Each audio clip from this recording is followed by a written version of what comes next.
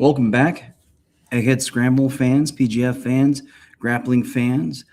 We have a real treat for you today. Yes, I am on the road, and so I'm in the beautiful Hyatt Place in Charlottesville, Virginia. So you'll forgive me for the glaring light up there and the interesting surroundings. Um, but sorry, I just saw Abe chime in already. He's already hit the rack, so good for him.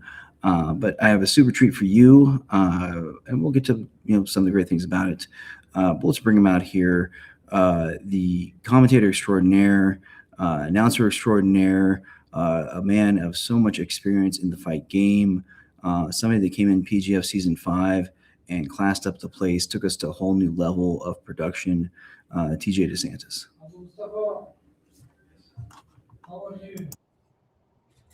Hi. Hey, everybody.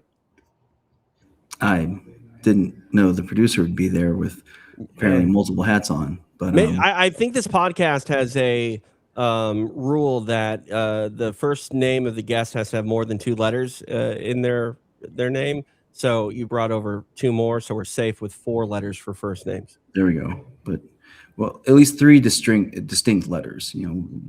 Just a T, a C, and a J. Really. Yeah. Hey, first off, great intro. I like it when people say I class things up. I mean, only in the combat sports space will I ever be accused of classing things up. And I guess that's probably why I've spent so much time in it. Well, I mean, seriously, you just taught me so much, and just being around you made us so much better. Obviously, you and Brandon have just that the chemistry, the rapport, the experience together. It seems effortless, but also, again, you drive the bus. You know how to move everything everywhere. You jokingly say that you can say a lot of things, a lot of words without saying anything at all. Correct. But you're really good at it, and but you also know how to make those super classic punchlines about like what's happening, those moments. I look back on your clips, and it's just amazing. I'm like, I don't know what to do. I think Brandon usually just yells. And then yeah. If you look back, probably my favorite call that I've had at the PGF was Nato Canuto's flying armbar on Mike John, and I feel so bad for Mike John because I love the man so much. But BMAC is just and it's like, wait, okay, let's add some perspective here, which I think all I said was Hanato Canuto does it again, or I don't know what I said, but yeah, I mean, you're speaking to my heart here, Egghead, because like I take play-by-play commentary incredibly serious. It's I think the only thing in my life that I've ever been actually good at. I guess that's up for debate. There are some jobs I've wanted badly and have not gotten them, and there are some other jobs out there that, well, yeah, it is what it is. I've learned that life is not a meritocracy, and I'm okay with that. I mean, I called a Roy Jones Jr. boxing match, which that should have never happened. So when I get real down in the dumps, I'm like, well, there's always Roy Jones. And I had his final pro career fight until he took another pro career fight. But I digress. I'm just happy to sit around and share what I think my specialty is. And, you mentioned I'm a bus driver. I've always sort of used that as an analogy. Have I given you the bus driver tour guide sort of analogy in what I do for a job yet? Maybe. Okay. But, in the insanity that was the PGF for so long, that was that week-long thing. A lot of things can get missed. So sure. I'll take it again. So I think that I am the bus driver of a sightseeing tour when I call fights or jiu-jitsu. When you go on a sightseeing tour, there's usually a tour guide, and you always remember the tour guide. And the tour guide is the star of that show. I think the color commentator is the tour guide. He's a star of the show. I drive the bus, but if I screw up my job, I could kill us all. The tour guide can't kill us all. So like I think of it as like I'm driving around Hollywood, and I'll drive to the Hollywood sign, and I'll give BMAC the heads up, and he lets you know that it was built in 1912 and once said Hollywoodland. He's the guy that a lot of people will remember. But if I get on the 101 the wrong way, we're going to be on the news for all the wrong reasons. There we go. And just not to bury a little bit of the lead, but obviously one of the things that's really special going on in all of our lives right now is like we're just 1 week away from being back together. The boys are going to be back together. It's been a hard month as well. Like, I had such a good time at the draft, and when I walk into the secret location, I just get into this different mode. First off, I plan on sitting on my ass for 6 hours or so because that's how long a PGF Yeah. takes. But I mean, the PGF draft was like 2 hours, I think a little bit under that. But I was ready to go, Egg, and then I was forced to drive all the way back here to Orange County, and I mean, thankfully, I went on a nice Hawaiian vacation in the interim from the draft until next week. But yeah, I'm ready to go. PGF is on my mind to say the least. So I guess obviously you're driving the bus, so you got to worry about like shifting gears, turning the blinkers on and stuff like that. Right. Have you looked at any of the matches? Are you in particularly because again you're at the draft, and so you've at least seen how the teams are shaping up. Is there any matchups, even team wise, that you're interested in? So I haven't looked at everything yet. I don't know if you know this. Do you know that BMAC built an AI model to like make prep and commentary easier for us? Was that Max? Is he doing that Max, too? yeah. Yeah, Oh, and by Max the is way, over like there. Max has become my best friend. Like I love Max. I might have Max. We'll see if it gets shut down, that WhatsApp thread where Max is available to me. I might just like start talking to Max as soon as the PGF season is over and just tell him everything, because I need someone to keep me company in this life. But yeah, Max has been catching me up on things. We've been testing Max quite a bit. Max said I'm his second best friend next to BMAC. I hope that rings true Oh, throughout the there you season. But yeah, no, I'll be prepped. I have not done the necessary prep. If the broadcast was live in 6 minutes, it would be a very stressful 6 minutes. But then the show would be fine because I think honestly, like maybe this is cocky, but I think I can prep up enough, mainly because like my job isn't to add a lot of insight. My job is, like you said, to drive the bus, ask questions. I ask a lot of questions to which I know the answers to. I've asked you a lot of questions at PGF when you were doing commentary, none of which I really knew the answers to because it's generally draft related or PGF history related. I would love to see you versus Max in a trivia contest. I think that you would probably do better. I don't know if you would win because you're not supposed to win against AI. It's a superhuman computer. Yeah. But I bet that you, if it was like 3 strikes and you're out, I bet, and this would be great. I want to see this. I want to see Egg versus Max. First 1 to 3 strikes loses, and you just ask questions. I'd put $5 on my pops. Yeah, I mean you have to. Thanks, CJ. Give I me mean, five of my dollars probably, but Oh yeah, I was just gonna say if you don't lay down $5, CJ, on Egg, he's not gonna have $5 for you next time you need $5. This is true. Next time I need to go to Quick Trip, man, I'm no bueno. So Quick Trip with a K, correct? Because you're that's in the land only of way. Stone Purple Rain? Yeah. Anyone who spells it with a Q, get out of here. Well, also Quick Trip with a K is much better than Quick Trip with a Q. They've got better options, more selections, but I am a Minnesota bias kind of guy. I'm sorry, guys. Midwesterner, southern more Midwesterner here. Give me that red and white Quick Trip with the Q. Get out of here. Yeah. I mean, they do have good donuts. I will say that. Yeah, but do they have a giant hot food selection where you can ask them to make anything at any point? So I moved away from Minnesota before they had that. So this is news to me, but great. I might need to get on a plane just to go to Quick Trip now. If they run out of anything, you can just be like, hey, man, could you make this for me real quick? Give them 5 minutes. It's done. So they're turning it into like what a Wawa is, right? Seems like it, yeah. Kind of. But I've only heard of Wawas. I've never been in one, unfortunately. No, we got one in Charlottesville. Yeah. Okay. But can I get a lay in Charlottesville then on my way to Minnesota for the Quick Trip? It's going to be hard. Not a lot of layovers here. But okay, so I guess we'll just go to that point. Obviously, we talked a little bit about PGF. We'll get more to it again. We'll come back, but we've already touched on the Excelsior connection. Actually, we haven't even mentioned Excelsior until now. You're from Excelsior? You just Yeah. you know that? CJ didn't know this. Yeah. I love your town. Your town, Dirty H. I spend so much time at Dirty H. I don't know what Dirty H is. That's Haskell's. new. That's What's Dirty great, H? CJ. Haskell's. My dad was kicked out of Haskell's, banned for life, 86 for I've life. out of Haskell's. Okay, awesome. You and my dad have something in common. But my dad accidentally broke a guy's leg for him there, so he wasn't welcome back. But the Excelsior Commons, probably my favorite place in the world. I have a bench there that I've claimed as my own. I don't know if I want to admit this, but I wrote an autobiography at 20 years old. Very stupid. More like a long blog post. But the cover of my book was me sitting on this bench in the Excelsior Commons with my pug. I'm gonna try to find that. Do you know you won't find it. Do you know the story about the Rolling Stones song written about Mr. Jimmy, who Mr. frequented? Jimmy?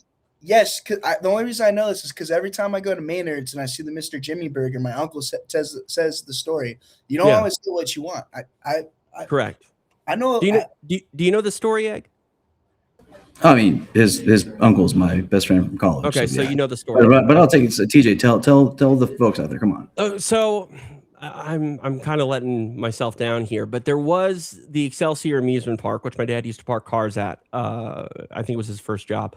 And there was I don't remember if the dance club or dance land was a part of the amusement park or if it was open after, but the Rolling Stones played this tiny little club in Excelsior, which if people don't know what we're talking about, which of course they won't, Excelsior sits on Lake Minnetonka. In the 60s, in the 70s, Excelsior was far enough away from Minneapolis because they didn't have interstates and whatnot, that it was enough of a hike outside of the Twin Cities, proper Minneapolis and St. Paul, where it was sort of a getaway town. And the Rolling Stones played this small club there.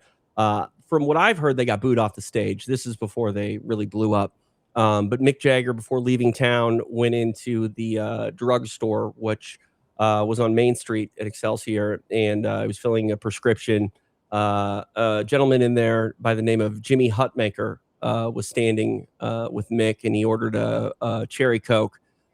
He got a regular Coke instead, and Mick said to Jimmy, "Hey, you should go, complain and get your cherry Coke." And Jimmy said, sometimes you can't always get what you want, but you get what you need. And obviously, if you put that story together with the lyrics of "You can't always get what you want," it makes sense. Now, is it true? No idea. Have no Great clue. story, though. Never confirmed. There's some alternate stories about that. But I mean, I'm from Minnesota, so clearly there's no other story that matters. Oh, yeah. So essentially, folks, Excelsior, again, now essentially a suburb because Minneapolis has gone so big. But it was like just a small town. It's the last suburb. Let me tell you, because I say that I'm a suburbanite. I mean, it's 25 miles roughly from Dinkytown, which is the University of Minnesota's campus. It's on Highway 7. There's a couple of other towns as you go west. There's what is out there? St. Bonnie's probably the last city I would call a suburb before you start to get to nothing but corn. But another music connection, Excelsior, roughly 2 miles away from Paisley Park, which was Prince's recording studio. My lame claim to fame is my mother cleaned Prince's house a couple of times. Nice. And my cousin almost got me arrested at 8 years old because he decided to make me go trick-or-treating at Prince's house on Halloween. I did not get past the guard, but, we shot our shot. You don't take, but also your claim to fame. Being Excelsior at the time, wasn't that where the radio station was? No, the radio station was in Minneapolis. They're not going to. Oh, wow, you had to drive for that. Yeah, well, I didn't have a driver's license until the day after my 18th birthday, so my dad had to drive me a lot. I worked for a morning show on a rock station called 93X. I started as basically like a phone call guy, kind of like Egghead. My story to broadcasting is very much like yours, Egg. They didn't have chats back then in 1998 when I was listening to the radio, but I decided to call the radio station, bitch and moan at the DJ because they flip formats from an alternative rock station to a heavier active rock station. So clearly he was my enemy, this part-time weekend guy. He ended up getting promoted to producing the morning show. And I asked him if I could be his intern. He was too dumb to say no. So I started interning there at 15. And then by the time I was 17, they gave me a weekend shift. I started a little podcast in the production studio when no one was around about mixed martial arts, and somehow that kind of blew up in a much longer story, but that's why I'm talking to you today. There we go. And I think you've said this before, like, because you're well before the mainstream got into podcasts. I mean, you were of the vintage of like the actual iPod. That's why it's called. Yeah, I mean, people don't know that a podcast is short for a iPod broadcast. I think I told you that, CJ. Maybe I didn't. I tell everyone that. People don't seem to realize. I mean, we're getting to the territory now where I say iPod and people are gonna be like, "What's an iPod?" They're not even gonna know what that means. CJ has no idea. I still have a couple. I have a goddamn iPod Nano. Don't even hit me with that. Oh, look at that, Nano. Whoa. Wow. Was that the one that was like the little stick of gum? It didn't even have a screen. Yeah, it was just like this little clip on. You could clip on it like your shirt or whatever, and it just had buttons. You just play, forward, backwards, volume up, volume down, off. Yeah. No back screen, in the day, so you couldn't break it. Back in the day, they didn't need a screen because podcasts weren't video, like this stupid video podcast. Your video podcast is not stupid. I just prefer when no one has to see me. You know what I mean? When you don't realize that I didn't shave today. Podcast killed the podcast star, I guess, or something. I like it. I mean, my wife actually, she loves the scruff look. And so she loves it when I have like, a good Liberty for Christmas or, a 96 or whatever. So I don't have to shave for a few days, so. You see, my problem is it didn't grow in until it started going gray, which is the most cruel thing to do to a man. It's still pretty patchy, but, and my dad had like a ZZ Top beard. So like the universe is just playing bad games on me. Also, I, had to lose my hair before I could grow a beard. Maybe it just, migrated south. I don't know. But I don't know. My wife doesn't really like it, and I don't really care. So I think that's the rule of energy. It doesn't get created or destroyed. It just moves elsewhere. So yeah, I like that. Yeah, it's in physics. Okay. For sure. Why not? I think it looks distinguished. So thank you. I appreciate it. I mean, again, combat sports, the only place anyone's going to call me distinguished as well. So thank you. Well, I guess you just keep setting the bar really high. So I guess, obviously, so you went from the radio, and so you definitely. Is that where you developed your voice, or did you always have that voice? I mean, or did you get through the practice of it? I don't know. So like the number one thing in radio they tell you is to not have a radio voice, because you don't want to sound like this. Coming up next hour, we're going to do the phrase that pays. We call that puking in the business because it sounds like you're about to throw up. Avoid that. Okay. Did radio develop my voice? I don't know. I mean, I was like post puberty by like 6 days when I started radio. I grew up in radio. There are certain words I say, and again, like podcasting taught me like I had a Minnesota accent that I didn't know about. I still struggle to say bag correctly instead of bag. My dad say roof. Huh? Say roof. Roof. Oh. I've been on the air for 26 years. I've worked most of it out. The only time if I say, oh my God, I sound Midwestern when I say, oh my God. Like I can't talk to my mother anymore. Her accent is so thick. I've lived in Southern California now for 12, 13 years. And whenever I talk to somebody from back home, it's like, wow, we do sound like that. That's crazy. But yeah, there are certain words I think like Minnesota is actually a really hard word for me to say. I struggle with I don't know why Minnesota's hard for me, but like I struggle. Like my wife and I, when she found out she was gonna have a baby, we had kicked around the idea of the name Lily for a girl. I can't say Lily. Double L's are really hard for me. So maybe it's the double N sort of thing with Minnesota, but I got Minnesota down because I used to have to start every break with Minnesota Here's New Rock First on 93X. Okay. When I say the word 93, like that sounds radio-y to me. When I talk to some of the people that I work with on the phone, they're like, why do you sound so sad? And it's like, I'm not sad. I'm just not projecting in a broadcast voice for you. Like I'm talking to you right now pretty much the way I would, on the air because we're in a somewhat, public environment. But Egg, I think you know this. Like I don't really talk a lot before we go on the air. I'm pretty quiet. I don't even. What's that?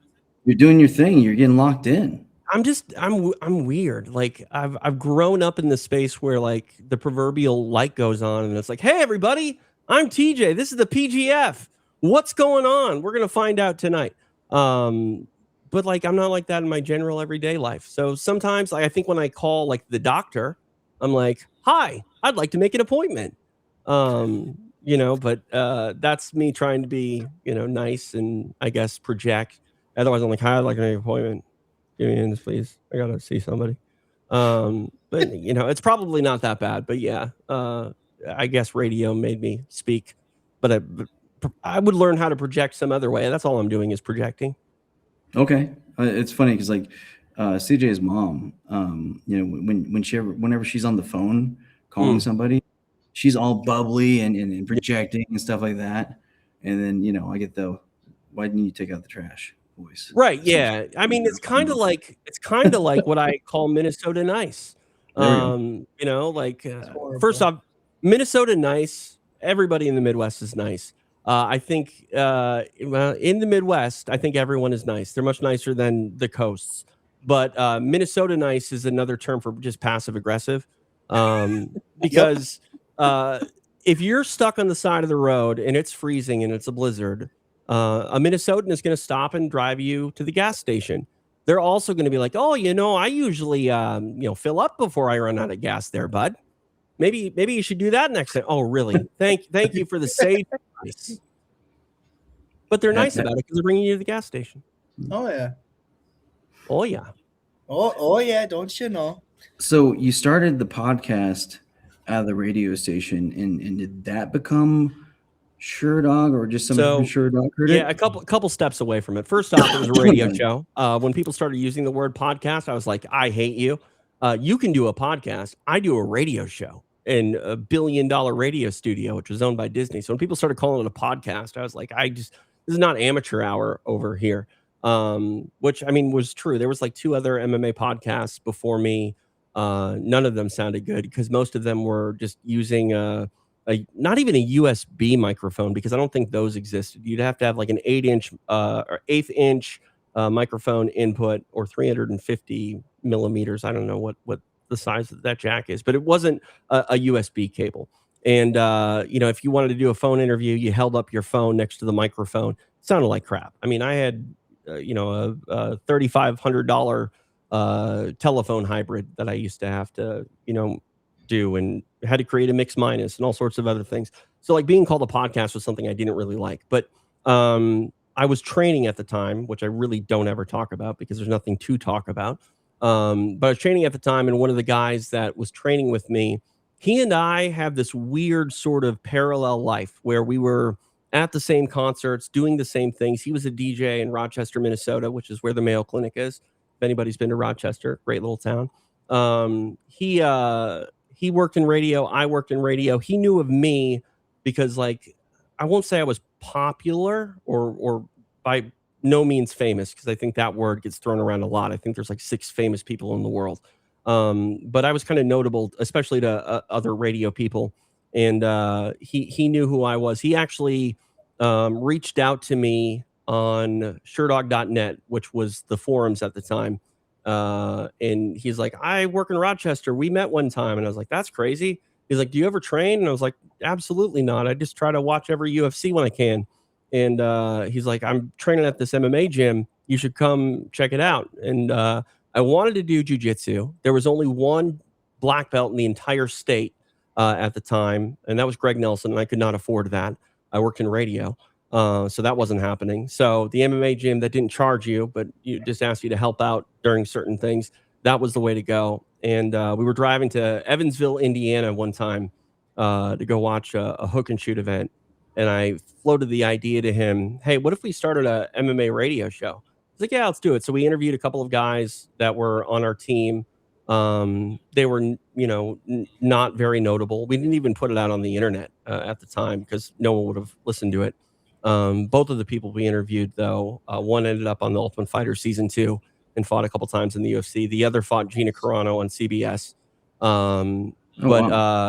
Quentin Jackson put out his phone number on the forums. Apparently, like Sprint had a deal to where you would get a free line if you signed up or whatever. So he got a free line that had free incoming calls. See, CJ, back in the day when you had a cell phone, you had a certain amount of minutes, and you could not go over your minutes. So free incoming call minutes was a thing. So he would let people call him, and he would just talk to him. I called him. He answered. I promptly hung up because I was terrified. I was like, oh, my God, that really was Quentin Jackson. He called me back. So, I mean, if anything, I can take solace in the fact that him calling me back to call me an asshole for hanging up on him, it cost him probably some money because he didn't have free outgoing minutes. But I waited a week, got the courage to actually speak, called Rampage again, asked him if he would do an interview with us. He said yes. I released that interview on Sherdog.com because Jeff Sherwood, who ran the site at the time, was like, yeah, we don't have a radio show. You can do an interview with Quentin and we'll run it. He ran it. I said, how'd it do? He's like, it was great. We got a whole bunch of hits. Sherdog was the #1 website in the world for mixed martial arts at that time. And he's like, it was great. I loved it. Cool. And I was like, all right, you ready to hire us? He's like, no, absolutely not. So I went to this website called Inside Fighting. I did the show there. It was called MMA Evolution. It was me and my buddy Caleb, who he fought, and probably should have gone to the WEC, but he just came a little bit short. And our coach, and then slowly but surely, when you're not making any money, people start to go away. I was the last man standing, and I went back to Jeff Sherwood and said, hey. He was sponsoring us at the time. So he was like literally, and when I say sponsoring, he wasn't giving money. He was like giving me DVDs and rash guards and whatever else they sold in the Sherdog store at the time. And he gave me like $500 a month of merch. And I loved it. So that was great. But, the other, 2 co-hosts, they were like, great, I don't need any more rash guards. I don't really like going to Minneapolis to record this all the time. And that was the thing too. We were using the production studio, which, we would do it at like 7:30, 8 o'clock at night. It was always pretty much vacant except for the times it wasn't. And I remember one time we got kicked out of the studio because the band Nickelback was in there. So that was weird. Nickelback wasn't as big then as they were now. This was pre How You Remind Me, I think, or right after How You Remind Me. And then anyway, so I'm co-hostless at this point. And I went back to Sherwood and said, hey, can you hire me now? Because like I need to do this still. I want to do it, but it's not fun anymore. And he's like, yeah, I'm still not paying you. And I was like, that's great. I don't care. So I did it for Jeff. We did a show two days a week called Beatdown. When I started the show there, he's like, we want this to be like a platform, not just like a radio show or I guess a podcast. And I was like, okay. So he's like, it's going to be Beatdown with TJ De Santis on the Sherdog Radio Network. And I was like, okay, that sounds cool. As long as we don't have to call it a podcast network, let's do it. We started adding a couple of other shows. And then in 2007, the site sold and he paid me more money than the radio station was paying me to broadcast to a major market. So I quit. Well, I kind of got fired. One sec, CJ. I'll let you say something right after this. I'm talking too much. Go ahead, actually. No, go good. ahead. What were you going to say? I was just going to ask, does that mean he gave you $1 or? No. So I was working for Sherdog, and every once in a while they would let me leave the radio studio and like pretend I was a reporter. So I went to the IFL. I don't know if anybody knows. Very similar to the PGF, by the way, the IFL. It was team-based mixed martial arts. And I went to an IFL show in Moline, Illinois. I let my boss know that I would not be available. It was the Monday after Easter, or it was the Saturday before Easter. So I told him, I said, hey, I'm not going to be here. No problem. Easter is one of those sliding holidays. So he didn't put 2 and 2 together when I gave him 2 months notice that it was Easter weekend. And he ended up scheduling me. And I was like, yeah, I'm not going to be there for this. This was shortly after Sherdog started paying me. And it wasn't a ton of money, but it was still money. And he hit me with this line, well, I can't tell you to blow off your other gig, because he was in a position where he wasn't paying me enough. Despite working like 35 hours a week, he still wasn't paying me a full-time, salary or anything. But he's like, I can't tell you to not have another job, but you need to kind of look at your other gig and this gig and, go with the one that pays you more money. And I was like, okay, bye. And that's how I left FM radio. And people were like, this is crazy. You're doing a radio show in your parents' garage? And I was like, yeah, because the writing was on the wall. Like I was doing 7 to midnight, Monday through Friday, which was like a full-time gig. But they were looking for somebody else, and they were, kind of leading me along with the idea of like, hey, maybe we'll give you this job. At the time, I thought they were absolute dicks for not giving it to me. In hindsight, I understand. I really wasn't like, me, Egg. Like I'm not a party guy. I don't, live the sort of life that you would want from your, DJ. That's the face of the station. You know what I mean? Like I'm a pretty mellow guy. I don't say bro at the end of every sentence like they wanted their air staff to say. But they also do want you at live events to be marketing and things like that as well. I mean, right? Yeah. So we call those appearances in the business. Yeah. I've only had one appearance, and it was basically let's throw TJ a bone. They had a live MMA event. And the promoter, if you bought like ads, like a promotional deal with the radio station, they would send out a knucklehead DJ to come hang out at, whatever you got going on. If it's a car dealership, you come out Saturday from noon to 2. So I went to an MMA show. That was my lone appearance. But yeah, I just remember too, like the radio station, for whatever reason, none of the air staff was into mixed martial arts. And I remember, because like when you're an intern, you're not like, you're always like the little brother. Even if you grow up to be, a big adult, just like your big brother, you're still always their little brother. And it kind of got into the psyche of everyone that the UFC was stupid. And it's that weird thing that TJ's into. I remember telling them what a rear naked choke was. And it's like, oh, you want to get naked with other guys? And it's like, no, it's a rear naked choke. Yeah, so a lot of people really thought it was crazy that I left the FM to do a radio show in my parents' garage. Like I said, I was doing 7 to midnights. I was told I was going to go back to overnights, but this is when they started voice tracking. So doing overnights plus my weekend gigs that I was doing there, it was probably close to 40 hours a week. Well, I was going to go from 40 hours a week to 10 hours a week because they were going to voice track, meaning my 6-hour shift would be cut down to about 45 minutes of work because they would just load the music into a computer. My job was to, drag the drops and promos in and the spots. And it would say, all right, here's Nickelback. So talk. And you go, oh, it's New Rock First and 93X. I'm TJ. How's it going? The morning show's coming up here in about 45 minutes. And yeah, here's Nickelback. Actually, I wouldn't say Nickelback because we had right on the playlist, it would say, play it, don't say it. For whatever reason, when people hear Nickelback or Creed, they tend to go, I don't like this. But if you don't tell them what it is, they're like, hell yeah.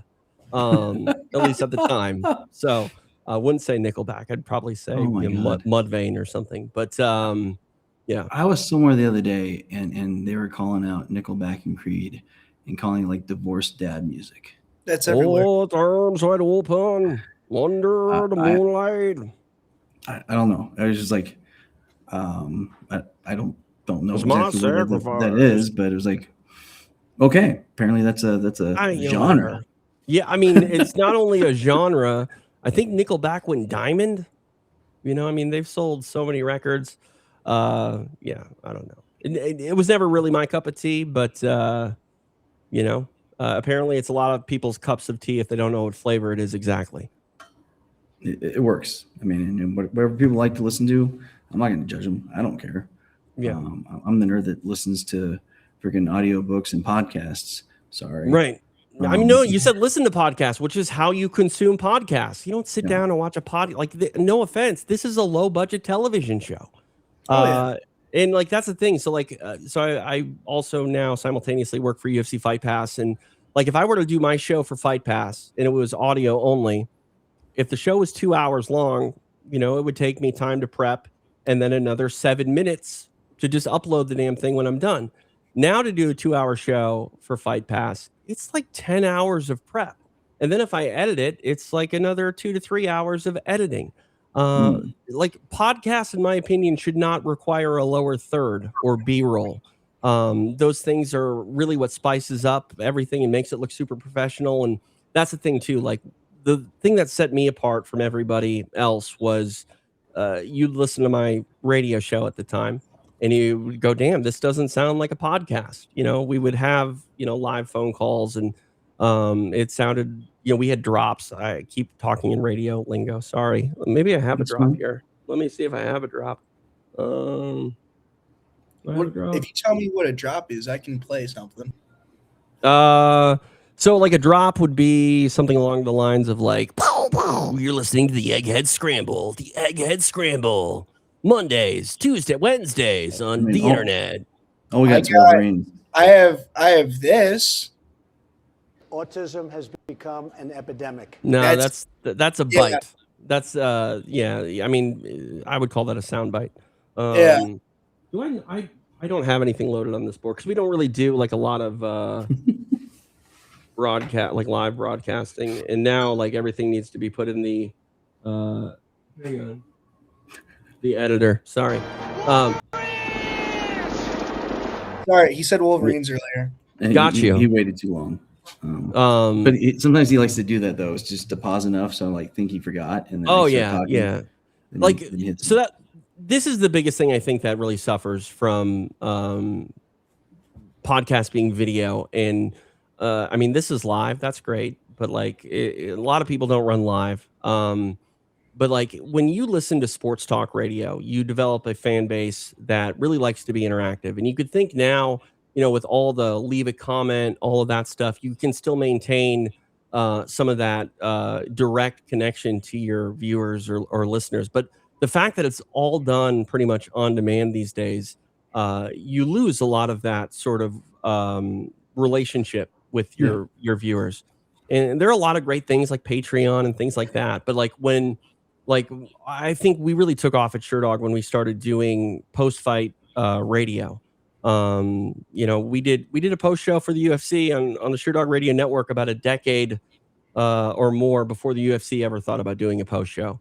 I wanted to do live alternate commentary, which people would call a fight companion, which I hate the term fight companion because that is what Joe Rogan offers on his RSS feed. It's a show. Like I can't do a podcast about grappling and call it, oh yeah, I do an Egghead Scramble. No, that is your podcast. People like say, yeah, we're gonna do a fight companion. No, that's like saying you're gonna have a barbecue. Yeah, we're gonna do a McDonald's. No, you call it something else. But yeah, I get the genre. I wanted to do that in 2007. People were complaining a lot about fight commentary, which is why I think I've figured out fight commentary a little bit. A lot of people would complain. I try to do everything that I think needs to be done from a play-by-play guy while eliminating everything that everybody ever told me on our post show that they hated about Mike Goldberg or Gus Johnson or Mauro Ranallo for that matter. But so they wouldn't let me do a live commentary. So like technically, I don't know how it works. The UFC would probably have to do something to do this, but like I learned this from the FM. I remember the Twins were in the playoffs and I was on the air and they didn't want us to mention the game because then people will turn like program directors are the most scared people ever. They think that everything you say, it's going to end up making the listener turn the radio off. So like when I worked for a classic rock station, I wasn't allowed to say cool because there was a radio station in town called Cool 108. I wasn't allowed to say Jack because there was a Jack FM, which makes it really hard to play Jumpin' Jack Flash by the Rolling Stones. What else? I wasn't allowed to say satellite. Anyway, I gave the live updated score of the Twins game and my PD was like, you can't do that. And I was like, oh, sorry. And I think I might have said something like, people knew the game was on. It's not like people are going to turn off the radio to turn on the game because they forgot. I mean, it was like the ALCS. And he's like, no, it's not that. You have to have a license to give a live score of a major league game on the radio. And I was like, I didn't know that. Technically, the UFC does have a disclaimer. They say accounts, descriptions, and other things may not be disseminated without the written consent of the Ultimate Fighting Championship. I mean, the terminology is hot news from copyright and trademark law. But Yeah. giving updated score, that's pretty. That's I pretty mean, rinky-dink in today's world. I mean, in today's world, they don't enforce anything. I mean, how many watch-alongs are there? You know what I mean? No, they can't. Well, they could. It's not worth the cost. Yeah, and enforcement. I mean, obviously, if they're actually showing the show, okay, they'll get those guys. So correct, they will definitely get those guys. But like, technically, from what I understand and like fair use, this is probably much more of a question for you, Egg. Can I use clips of the UFC post-fight, like immediately post-fight? Can I use clips of that night's fights as long as I don't show the ending? Because if I'm covering it in a news broadcast, I should be able to use something along the lines of a walkout, an exchange, a flurry, as long as I don't show the ending or do anything that compromises their viability of selling their product or selling Paramount stuff. Technically, I don't think that I'm violating anything. Well, again, there's two questions there, right? There's one: are you using their video and their film that they shot? Yeah, I'd be using just a clip of the broadcast. Well, then it's their copyright material. It is their copyright, but why in 5 years am I allowed to use whatever I want? Because I mean, you see that all the time in YouTube documentaries. They'll use, I mean, YouTube's tricky because like they have a whole different algorithm. They have a whole different thing. Like you just use any footage as long as you don't stretch it out or anything, it's going to end up getting like flagged. I mean, you can't even say the words you can't say a lot of things on YouTube that you can say on the radio, which I don't understand. Well, I mean, I guess for the documentary, I would hazard to guess by that time, those people that own the rights. But what's the difference? What's the difference though? Because if I'm just using a walkout from that night's broadcast or the stare down before the main event, not really hurting anything. Well, one, I think the difference is if I had to guess that when they did the documentary, they actually contacted the people that made that film. They don't do it at all. No, the YouTube documenter guys, they're not reaching out to the UFC. I promise you that. Okay, I don't know. I mean, because if you do ask the UFC, they have one historical answer for anybody that wants to do a documentary, and that's no. Well, I mean, then I'm guessing you're at that point in time. Again, you're asking. The question is whether it's legal or whether it's economical, like you said. Whether you're going to get a cease and desist. Yeah, I mean, okay, you get a cease and desist. So they're going to have UFC bring these guys. I'm talking from a legal standpoint because the answer that you're arriving to is really kind of moot because the YouTube will just flag you anyway. They don't. I mean, YouTube flags, and then you try to ask them questions, and then you get a canned. We don't think that it's worth having a live person respond to you. By the way, we're going to cancel your channel. I've defeated YouTube 4 times. I've defeated YouTube 4 times when they have flagged our channel for music that we licensed through Canva Premium. So yeah, that might be a little bit different. You can point to that and show them a license, but So long story short is this: I have to look at the current case law. Because it's been a while since I was, working for my copyright professor. So again, that's been a hot 20 years. So things might have changed a little bit. To your point, really, it comes down to if you can get past the algorithm that's going to flag you, and no one complains. And there we go. And that's exactly right. So that becomes like the economics of it all. Is like, okay, PR wise, and I actually I talk to Marines about this when I talk about rules of engagement as well, and a lot of decisions they got to make is, I can give you the rules of engagement that the commander set, and that will tell you whether you can shoot, but then you also need to think about should you shoot, right? Same thing with like any use of power. Are you furthering your cause? Because even though the UFC could scrub the internet for everybody that has ever used anything of theirs and shut them down because they can find out where they are and put them in court and stuff like that. But then everyone's going to just revolt. So they won't revolt because the UFC used to do that. Like it used to be. So like, I don't know if you know this, the UFC owns the patent on the octagon. So any MMA show that would use an octagon they could go after them. And it got to the point where the UFC, and this is old UFC, this is 2006, 7, 8, 9, 10. If you had an octagon on your fight poster, they would send you a cease and desist. Now you see shows. There are a handful of them out there. The LFA was sort of the first one to come out, and I think that they were or are paying the UFC a licensing fee to use their own octagon. But there are octagons all over the place now where that was a death sentence back in the day. Like you were going to have some litigation out of it. Well, again, there's I think that our ease of access to everything now has changed the people a little bit in their willingness to kind of stand up for things. In the same breath, there's also the idea of genericide, where your facial tissues, we just call them Kleenex. Correct. Vaseline is petroleum jelly. Yeah, 100%. Yeah. I mean, you got a Tarver, you got Bisqueen if you're down south. I mean, that type of thing. So the octagon kind of just became. I mean, so the thing is, like the pit.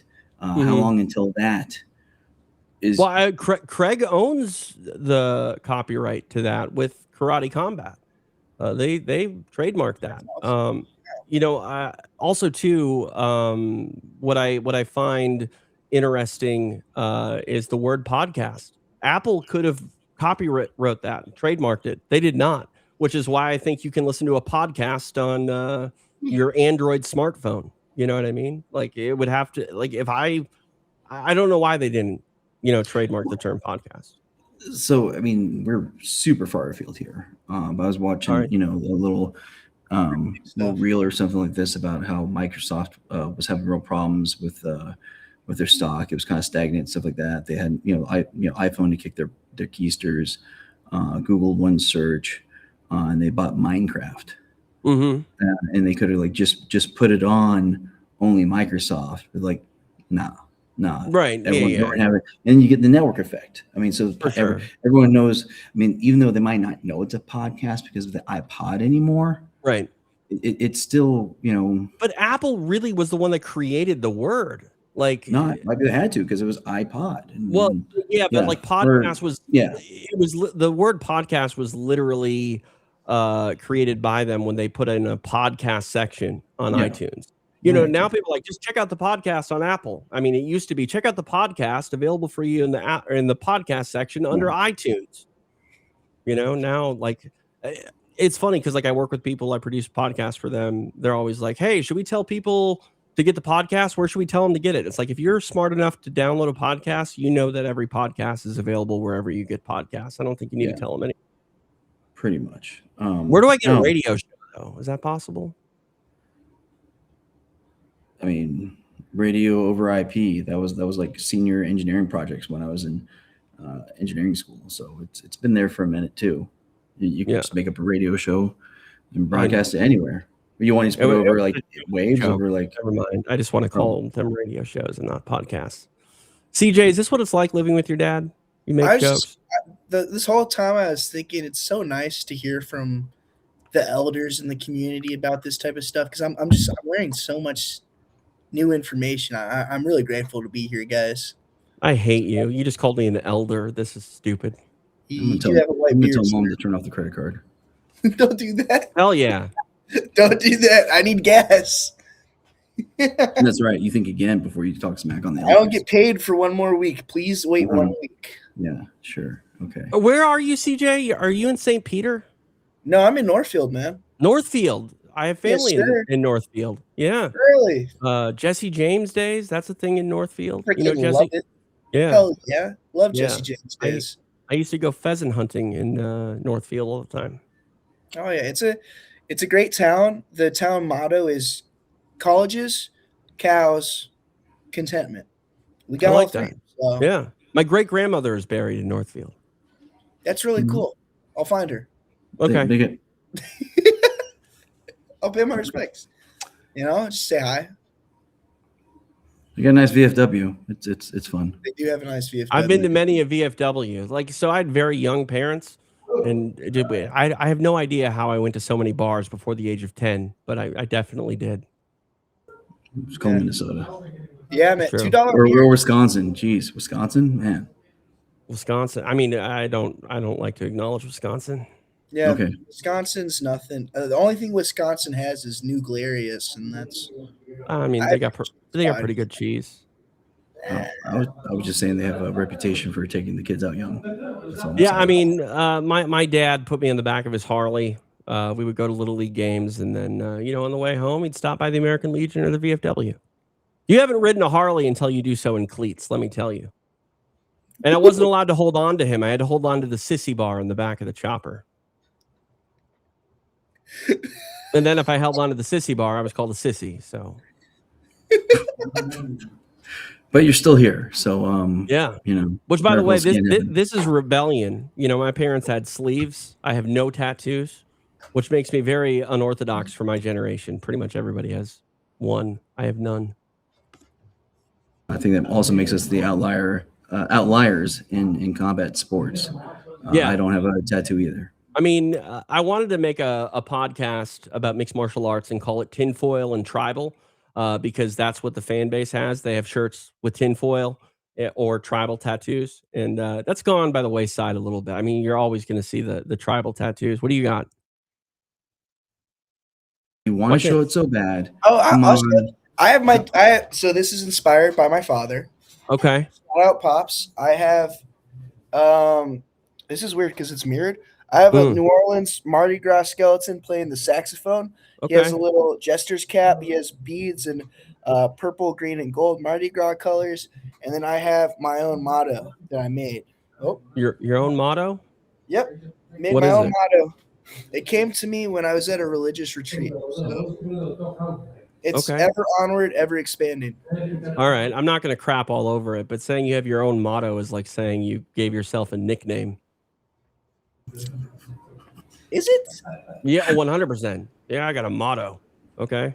Do you not attack life with the same sort of background message every day? Like you don't have like a goal or like a defining like I want to learn more. I want to do more or like.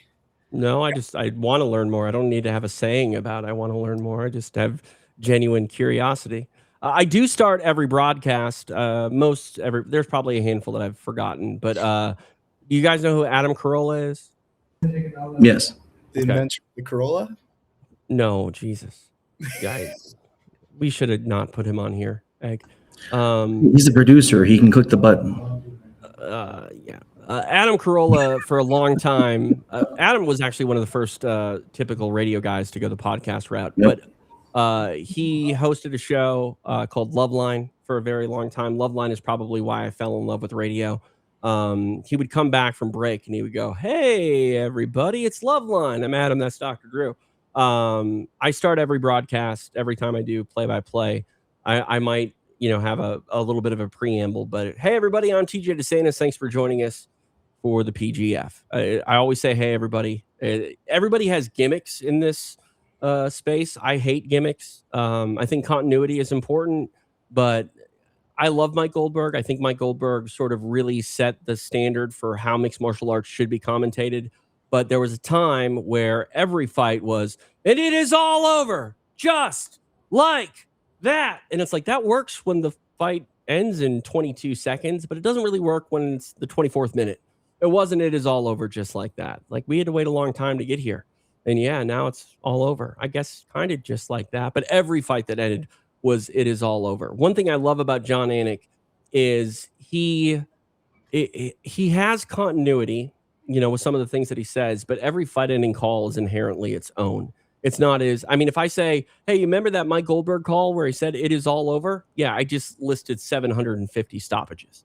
I don't like that. But there are certain things where Goldberg said, these are older calls, but like Boss Rutan fought Tsuyoshi Kosaka, and one of my favorite calls that Goldberg ever had was, and Rutan's taken over. And it's like, it's stupid, it's silly. People, like, you make good television for television people, you make good radio for radio people, not necessarily the average person. But I like genuine signature calls where it is, unique and independent. And so like I have a gimmick, if you will, where I just say, hey, everybody, and you don't even notice it, which is my job as a bus driver. If I do my job well, you don't notice me. If I do my job poorly, we're all dead on the side of a freeway. Might be a little bit hyperbolic, but and I have some continuity when I do MMA. It goes to the judges.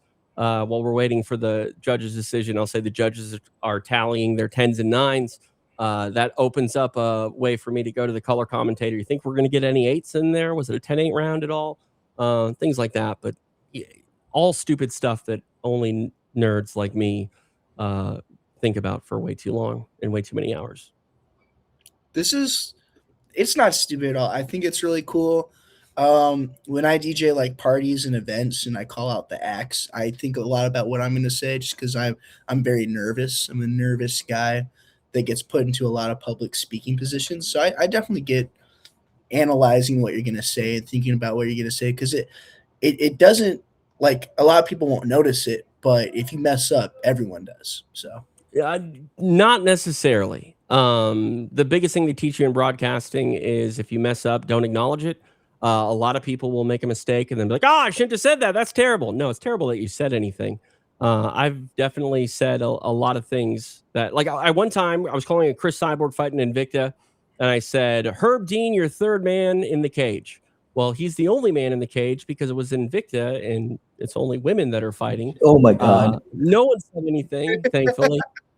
It was a little bit, I was a little bit more nervous about it because, some people are pretty hard on Chris Cyborg fighting and looking, masculine, which I think is the biggest compliment you could give a female fighter, that she fights, masculine.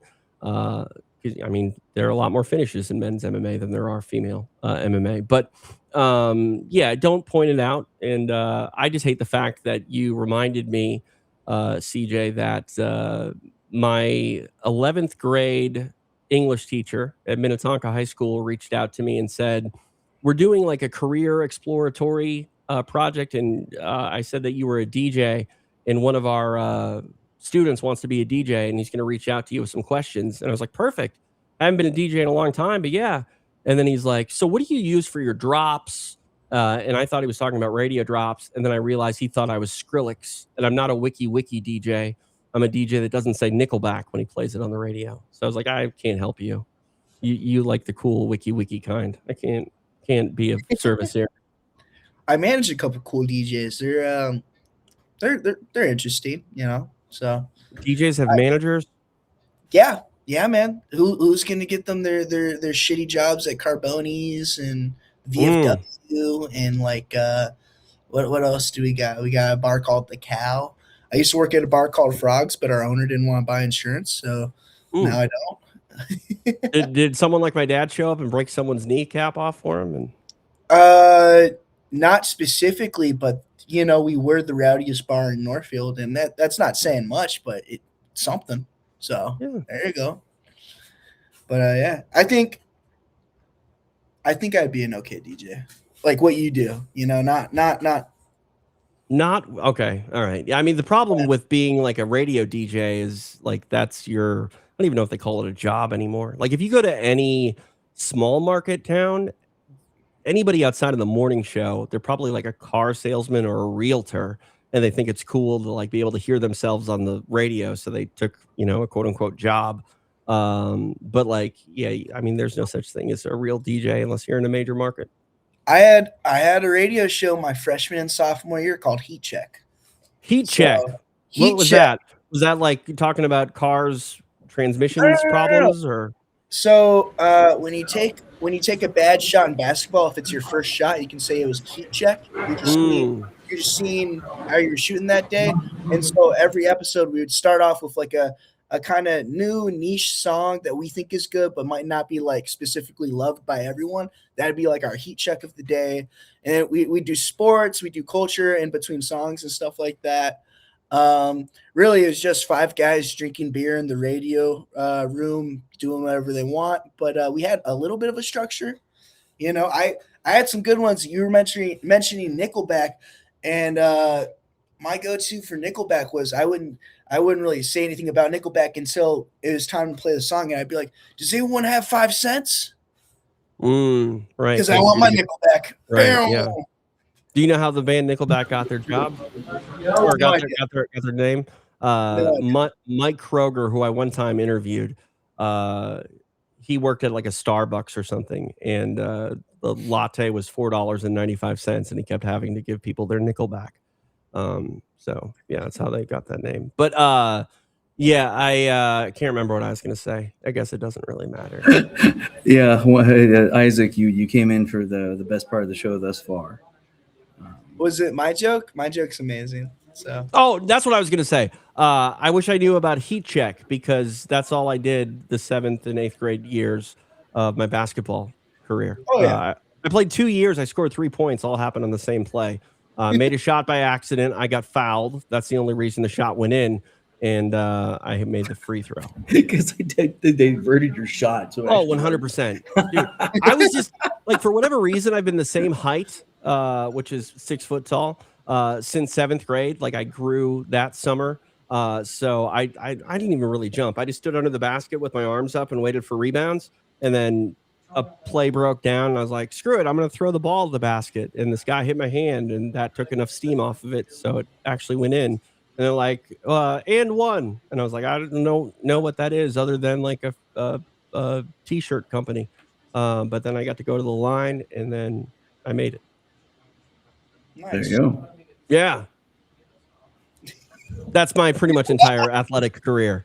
I was really good at baseball until people started throwing real fast and I can't move my eyes left or right. So my 7th or 8th grade year of baseball, the ball just started to disappear.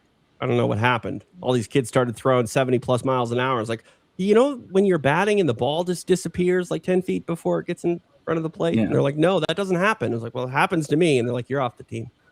Yeah. You're a righty? Or you lefty? Are you? I'm a righty. Yeah. Yeah. So I was southpaw. And so of course that's a great thing for baseball because you're a couple steps closer to the first base. Yeah. Not is, to mention, like if you throw the ball real hard, it curves naturally. The other thing is that when they teach little league baseball players, if they're gonna miss to the outside, so they don't hit people. But all of a sudden the southpaws become the outside. Right. And so I just kept getting beamed. Yeah, I mean, he's like multiple times a game, like this kind of sucks. And that's how he became a Marine, ladies and gentlemen. Just got mad. I got angry. Yeah. I will say I am a lefty when I play hockey.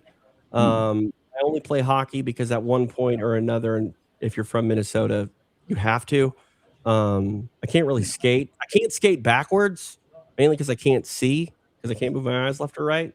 But yeah, when I play hockey, to me, it would be how a right-handed person would shoot, but apparently it's how a left-handed person would shoot. I don't know. I mean, I didn't really shoot much. I just kind of tried to stay upright. So, fun fact, when I came to St. Olaf my freshman year, I was in the training room with all the other freshmen, and the hockey coach came in and took like 4 of us. And he was like, all right, boys, we're going to put on some skates. We're going to see how you guys do. I don't know how to skate. I still don't know how to skate. I took 3 of those little like side push-off steps. Yeah. Like, bam, bam, bam, bam. My ass was flat. And then I got up, took 3 more steps. All right, CJ, you're all good. You can go back to the training room. That was that. That was my hockey career, you know. Well, again, they imagine most people from St. Olaf are Minnesotans. Yeah. Or at least from the region. Yeah, no, for sure. I mean, my parents got me a pair of ice skates in 3rd grade and decided I was going to take ice skating lessons. I think they just wanted to laugh at me. I took basic 1, and they were really nice because by the end of the class, I was able to like push off. I couldn't stop. To this day, I still can't really stop. I went ice skating like 5 years ago. Did not fall down, which made me feel great because, you know, everyone was falling down. But they wanted to pass me to basic 2. They were going to give me the certificate, but they were going to put me back in basic 1 because I could not skate backwards. And my dad was like, wait, I'm going to have to pay for a class he's already taken. You said he passed, but you won't let him take the 2nd class. All right, we're done. And thank God I didn't have to. Yeah, it was like 3 weeks of ice skating where I was somehow just walking on the ice. I was not confident to like push and glide, so I would just walk across the ice. It was the funniest looking thing I can imagine, probably. Non sequitur here. When we were texting about the show and everything, we talked about how we'd love to interview you. But do you have any questions for the Colorado? I have a ton. I have a ton. Well, let's talk about it. First off, can I call you Egg in perpetuity? Because I really don't want to say the other name. Yes, your grandfather. All right, I appreciate it. You know what? For that, you get out of here. Press the button. You can call me Tej, Egg. I'll let you call me Tej if you want to. 5 people or so, if you accept this, have the Tej card. You can have I'm not going to say it a lot, but I'll accept the card for when it's go. necessary to call you Tej. I will cringe every time you say it. So so I won't do it often because like I try not to call Brandon BMAC because he doesn't like that nickname. True, but you're not supposed to like. Tej is not a good nickname. BMAC's a good nickname. Maybe I don't know. I guess it's really kind of the same. I mean, Brandon McCatherine, BMAC. I mean, the point is, if you don't like it, it's probably the best nickname. Ooh, that's. Anyways, I'm going to use the platinum rule. I'm going to treat you how you want to be treated. Okay. So I appreciate that I'm one of the 5 that have the Tej card, and I might whip it out if necessary. But I'm gonna try to just do TJ because it's. I'll tell you one of my real quick nicknames. My real nickname that I hate and nobody ever calls me it is TD, which sounds like it's like a TJ De Santis, TD, like a BMAC or just your initials, which I hate because my name doesn't have initials. My name's TJ. TD stands for technical difficulties. When you start a podcast and you create a podcast studio in your parents' garage and I didn't know what I was doing, so I just bought all the radio equipment that was in the $100,000 radio station. So I bought all this stuff and then needed an engineer because I didn't know how to hook it up. Anyway, sometimes they call me TD. But first question, let's talk about you, Egghead, the owner of the Colorado Wolverines, general manager. Is that right, CJ? Is that your title? Yes, really quick. We have a pressing comment that we just need to address. Isaac, the Wandering Grappler, he needs to know, does he have the card? No. I mean, I'm pretty sure that he would have told you if you're one of the 5 people that had the card. I mean, I guess the question is, can you say Tej without me telling you not to? Because sometimes I don't tell people not to. I don't think I've heard Isaac call me Tej, and I don't think if I did, I chastised him for it. But yeah, sorry, Isaac. I don't know. You're gonna have to offer me a dowry or something to get that. We still love you, Isaac, though. Yeah, I love him. I mean, I wonder if he gave himself the nickname the Wandering Grappler. He embodies that. He's always every time I see Isaac, I'm like, what are you doing here? What, I could see around? His dad giving him that name. Yeah, maybe. That seems like a dad. Yeah. Oh, wow. Okay. So sorry about that. Let's get to the Colorado Wolverines, because obviously you go first off, when did you find the PGF? I know you were hanging out in the chat. Were you there from the first season, or yes. How did you stumble across this? I stumbled across. So Brandon, as we were talking about earlier about social media. Mute that microphone, CJ. Can you do that? That's his microphone. That's your microphone. You got people partying. Okay, so he said he was at the Hyatt Place. I'm not lying. I know the Hyatt Place rooms very well. For whatever reason, Invicta, we did the show in one arena. We always stayed at the Hyatt Place. If you were really in a Hyatt Place room right now, Egg, you would be on the couch with your computer on the little coffee table. You're in a conference room right now, aren't you? Yes. Yeah, because the lighting is atrocious in the rooms. Oh, you wouldn't have to worry about it if it was a real podcast and there was no video element to it. Thank you, TJ. Sorry, I'm sounding like an elder. Get off my yard. I'll remediate myself and roll us back a decade or so. But alas, we are here. People don't consume podcasts in video form in their entirety. The only way they're going to do it is if it's audio only. But no, I got you. That's why you got to strip the audio and throw it on, Spotify. Yeah. I mean, I guess everything's available everywhere. And then now you can counter that with, well, how are we going to get the Instagram Reels if they've got nothing to look at? I get it. I just hate it. So season 1? Just playing the game. Yeah. So 20, a little bit before 2019 ADCC, I started watching Not to Be a Max show, and I consumed a lot of the YouTube techniques when I was just learning jiu-jitsu on ship. Because it was a bunch of blue belts, one purple belt, and undercover black belt that didn't want to teach because his English was horrible, but occasionally kind of pulled me to the side. And so when we got to port, we just downloaded as much YouTube as possible. So Eli Knight, Brandon McCatherine, David Avellin, right? All those those 1 minute jiu-jitsu hacks or whatever. Yeah, all those things. And so we just started following him, and then 2019 ADCC came around, and he was doing the, I know you hate it, fight companion for it. Just call it a watch along. okay, so he was doing a watch along, and so I was pretty much just okay. I'm down. Let's do this thing. And so, yeah, I was on that so much. He made me a moderator for the chat, and then he started talking about the idea of the PGF, and he was talking about the idea of doing fantasy with it, and like, can you make your own fantasy league? And so I sent him a couple of websites I googled up, and like, yeah, it looks like there's some things out there. And like, hey, look, it's Fantasizer, and Brandon, he just goes deep in and it figures it out himself. I'm like, I'm not going to figure it out. I got a job. I mean, this right. is, if you want to do that, go ahead. But yeah, I mean, I love the idea. And yeah, I mean, if you about 30 seconds into season 1, week 1, womp, womp, womp, Egghead Warrior, super chat, yeah. So I was there for the whole time, and I was doing all this fantasy analysis, and I was like, wait a second, I'm like writing pages and pages of thoughts and analysis here. Yeah, let's Didn't think, oh, I got a job when you were doing that. I don't know why that wasn't in your head. Yeah. Well, yeah. So, but I missed writing. So, okay. I was my high school, I mean, I was a jock too. I mean, varsity football and wrestling. Yeah, CJ, I know, college athlete, you're amazing. But we also had like an actual award-winning journalism program, like nationally recognized.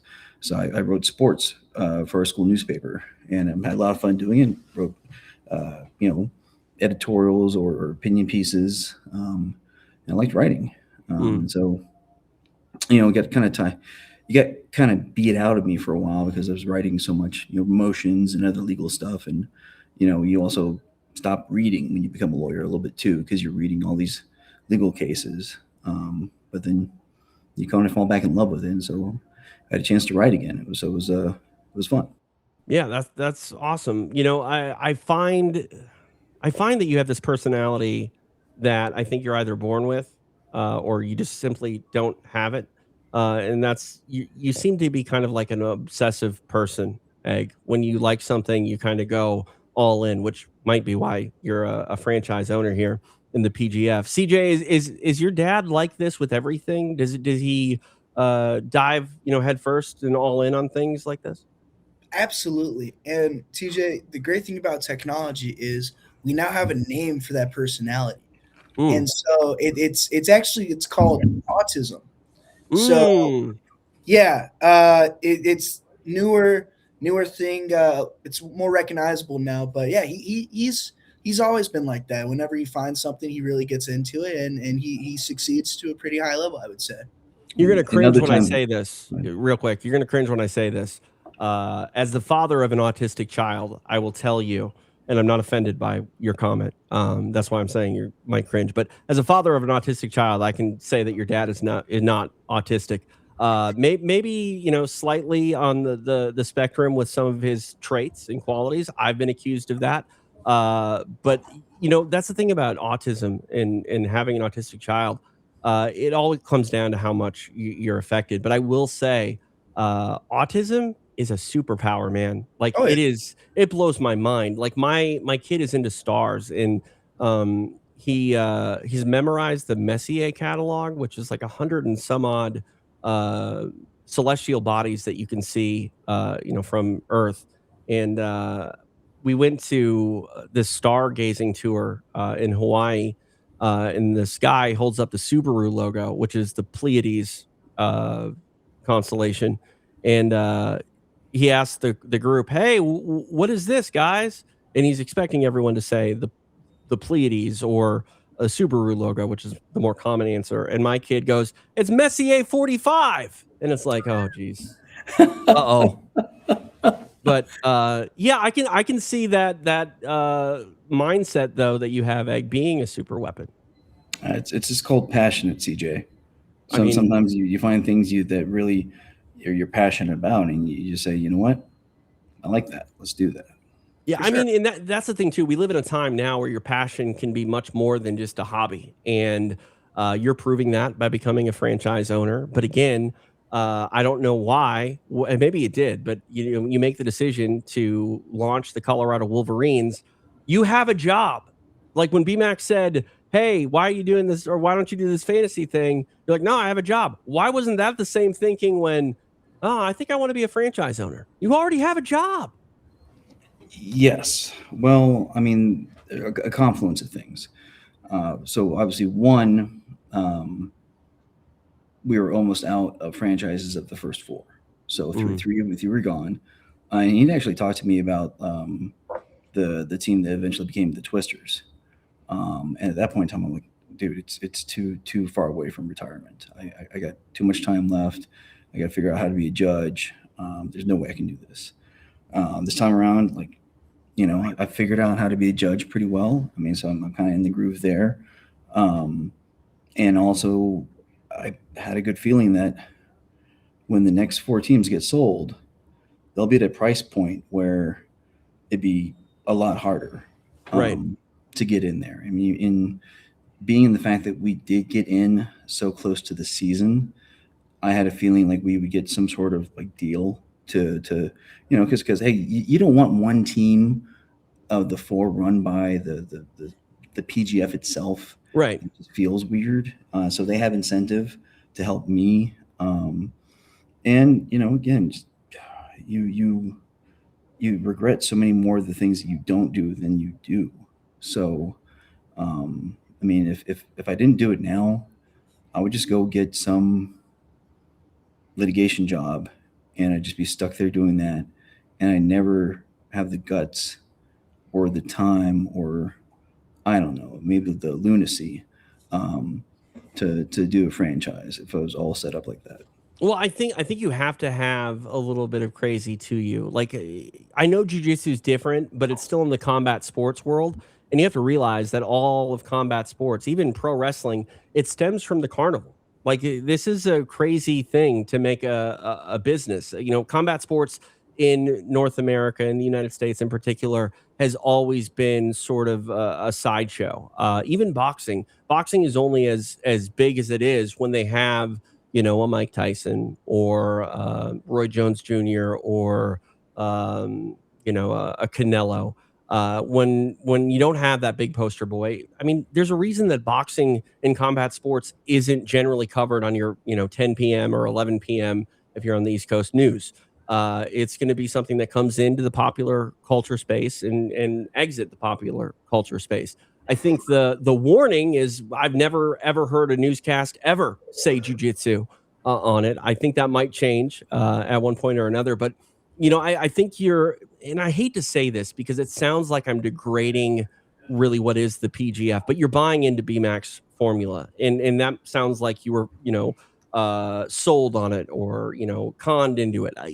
We see a lot of different themes and sort of, you know, sort of formulas to combat sports to try to make them novel. Jiu-jitsu is on the come up for sure. A team-based jiu-jitsu event, it's different. It's still very much part of the movement. And you can argue, I mean, it might be my favorite part of the movement, but we've seen this in mixed martial arts. I mentioned the IFL. Why did the IFL stand out? Because they were doing something that had never been done before with mixed martial arts. I don't think team-based combat sports work. They never have historically. And then when BMAC was telling me about PGF, I was like, yeah, okay, team-based. It's probably not going to work. I've seen this too many times. IFL, Mo Team League in Brazil was one. But then I started to think about it, and it was like, okay, there's no concussive force. So there we go. The idea of, right, 100%. If this were combat jiu-jitsu, and people can say, oh, combat's not real strikes. No, people get knocked out in combat jiu-jitsu. I don't think the PGF would work in a combat jiu-jitsu format. I just think there's a lot of risk and liability, especially, you know, with the idea where at first it was, you know, this 1 week sort of grind. Now it's separated. But the point I was getting to is this is a sports league. It's not a promotion, despite PGF apparently winning a promotion of the year award. And, you know, I told you this, Egg, like when I found out you were becoming a franchise owner, if it weren't BMAC and it weren't the PGF, I would be like, just give me your 401k because you're just burning money. This is stupid. I'll at least have fun with it. You know, I'll buy a bunch of Diet Mountain Dew Code Red and have it shipped to me here in California because you can't get it outside of the Midwest. But by the way, CJ, I think I might be asking you to bring me some soda. I didn't know at some that. point. Yeah, no, I got you, man. But Perfect. see you next but week. Thank you. But Egg, I'm curious, when you go all in here, we mentioned your wife earlier. How hard of a sell was that? Like, that's got to be, she called you, I mean, she called you a dummy. I mean, I know your nickname is Egghead, but she said, why are you being a dummy? So I think it was similar to when I asked her if I could join the Marine Corps. In that she said yes, mostly because she felt like I would be really mad at her for a long time and never forgive her if she said no, type of thing. But trust me, I've heard very loud decibels recounting what a 1 pound or half pound brain I am for making this decision. Yeah. Especially while we're both transitioning to moving to another state, and I have to find a new job. And she works for the government, and so they hypothetically might not transfer her. And what a moron I am for doing this. So, yes, TJ, since you asked that nice little question, yes. Well, the reason I ask it, because it segues into my next question. You have thought about family more so with the Colorado Wolverines than just how your wife is going to say your 20-pound brain has been reduced to ounces. And that's why I think CJ is here. He's the general manager of the Colorado Wolverines. I mean, I think the joke would be, did you end up giving CJ the job because nobody else wanted it? Or was this something that you definitely could, really see being alongside your son with your passion and potentially, I mean, if you put general manager on your resume, CJ, to a successful league like the PGF looks like it's going to be, that's a hell of a resume builder. It really is. So again, it was a bit of serendipity because my favorite word. At first, That movie. The fact was CJ, he was coming back for the J term because Minnesota is cold as can be, so they give the January off or have a J term, and so he was able to do an internship that he earned himself, but he earned it by doing a summer internship with some real estate investors that I'm in a mastermind with in San Diego, and this is one of their associates for a much larger company of real estate investment, and he was killing it. But he was going to became my podcast producer because we thought, okay, we'll just start this podcast, and that'll be a good way of forcing me to get to know the competitors of the PGF, because I was just going to be the analyst. And then all of a sudden, it's like, we're going to spot a team. There's a lot of stuff that goes with that, and I'm not a boomer. I swear to God, I'm a Gen X Zennial type. But stop it, CJ. But I've said it before. I'll say it again. Just because you said that. Okay. So that means nothing to both of you because you're too old. That's not true. I know exactly what that is. And all I'm thinking of is, as a producer, you should have ran that through AI to get rid of the little bit of musical interlude that is underneath that. You just want the fa, fa, fa. Let's clean that up. I didn't hear the musical interlude, TJ. Play it again. Play it again. Listen to the music at the end. That's in one ear. Jesus. Play it again. Oh, I heard it at the end. I heard it at the end. Yeah. Language. Okay. Sorry. Although it made TV Dinner very happy. He felt like he had one of his own people here. That kid was cheesing when he did that sound for him. There's a TV Dinner. Is that a person? Yeah. TJ, you got to research Anthony these. Salisbury. He was drafted by the Twisters. His nickname is TV Dinner. Well, I'm gonna bug Abe and say everything right now. Lay out the card. I'm gonna sell out Abe. He went to bed. You said earlier. I don't think that was in the notes that his nickname was TV Dinner. Maybe it was. I think we might have talked about it on the draft. You got to understand how much stupid stuff is in my brain. It kind of goes in ear, went out the other. Sorry. No, Abe's doing a great job. I love Abe. He's so good on numbers. Oh yeah. He's getting to the key that we're working on is trying to bring in the qualitative and bringing the storyline behind the numbers. Okay, it's not just data; it has to be information. And how do you tell a story with it? Why are you worried about this? You're a team owner. You should be worried about kills and breaks. Why are you worried about telling stories? Because yes, I bought in to this formula. I love and I'm passionate about the PGF, and I want it to be amazing.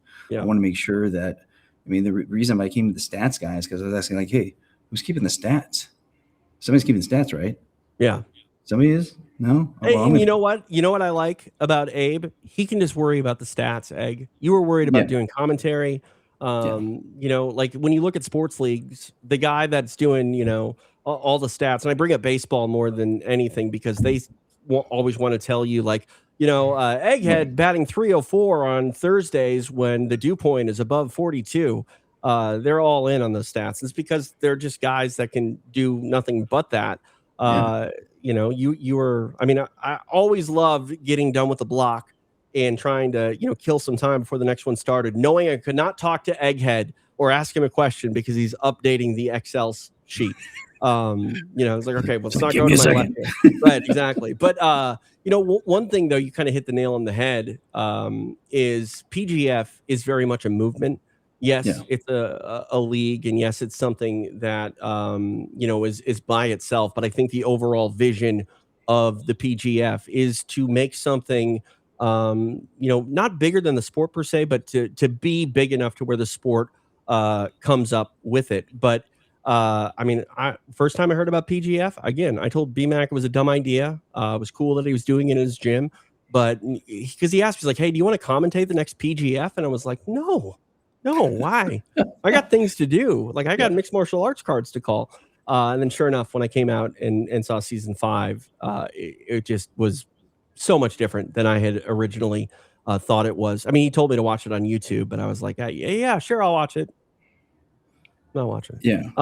But getting back to what I was saying, you're focused on things other than like a team ownership. Obviously, you benefit from the PGF breaking through, but I think everybody there, if someone is asked that's on staff to go set up chairs and that's not their job, they'll go set up chairs or couches, I guess in this case. How much does it feel like that aforementioned movement that I talked about? Because yes, it's its own show, and yes, it's its singular thing, but I feel like we're all working as a team to sort of make this thing bigger than, you know, what it is. And I think in other spaces, there's not a lot of guys that are willing to go set up couches or chairs when they're a cameraman. Well, it's funny because like Isaac was telling one of the newer members of the staff at that May 8th of last year media day, and just kind of explaining all the different players and how the motley crew assembled. And he's like, you know, yeah, we're all just samurai. We just freaking do whatever it takes, and you know, and being a part of something bigger than yourself. I mean, that's part of life. That's why you join the military. That's why you care about an organization. That's how, you know, you have esprit de corps. You know, and that means something. And I do, I love the PGF and I do anything for it. I mean, apparently I am, by taking out a team. But you know, I stopped when I was starting to say the point that CJ does everything I don't do very well. You know, he was talking about like merchandise. He's done that stuff before. He's able to talk to Eric Lehman from bjjwholesale.com. Go get some merch, guys. It's really nice, about the quality of stuff and all the procedures and how that, you know, that business works. You know, he's able to talk to marketing and sponsorship guys because he's repped people before, talking about venue stuff because we're looking at doing like, you know, actual live events ourselves. Figuring out the technology stuff because, you know, social media, stuff like that, knowing how you got to do the right hashtags and, you know, getting yelled at because I double post something and bunch by my son, which is funny. Like, why are you all capsing me, son? Right. Right. Yeah. I mean, and that's the thing too. I think people fail to realize how much more jobs there are to do other than the initial job when you do something. Like even when it comes to podcasts, like it's come to the point now where the podcast is the byproduct. We have no attention span. So what we're doing right now is we're making an Instagram reel. That's really what we're doing. We're trying to make Instagram reels. The whole entire show, which is what you want people to sort of fall in love with, that's the byproduct. That's not really the overall thing you need to worry about. And it's good. You're outsourcing things. And I think that's something that people fail to realize too. Like a general manager on the outside looking in, if you don't know what the PGF is, it sounds like that's not really a thing. Like, what are you generally managing? I have no idea. It's a jiu-jitsu league. That's not like a baseball thing. CJ, what have you had to do for, the Wolverines that maybe you didn't even really expect to have to do? Well, it's funny because I actually got asked today. I just did 2 jiu-jitsu classes earlier, and we were talking about if I'm going to be there for next week. And I said, no, I'm going to be in Las Vegas for a business thing. And it came up that I was the general manager.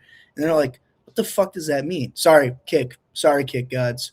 They're like, what the hell does that mean? And I said, well, I don't really do anything with jiu-jitsu, but I learned how to code our website with my buddy.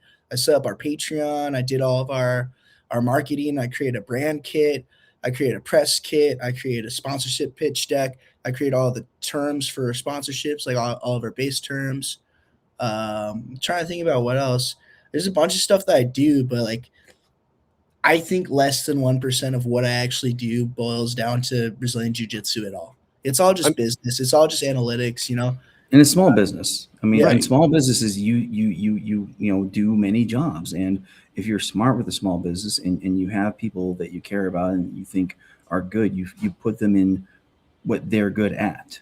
Right. And so even though, a general manager hypothetically more often than not would be like a person that did analysis and put together the team. Right.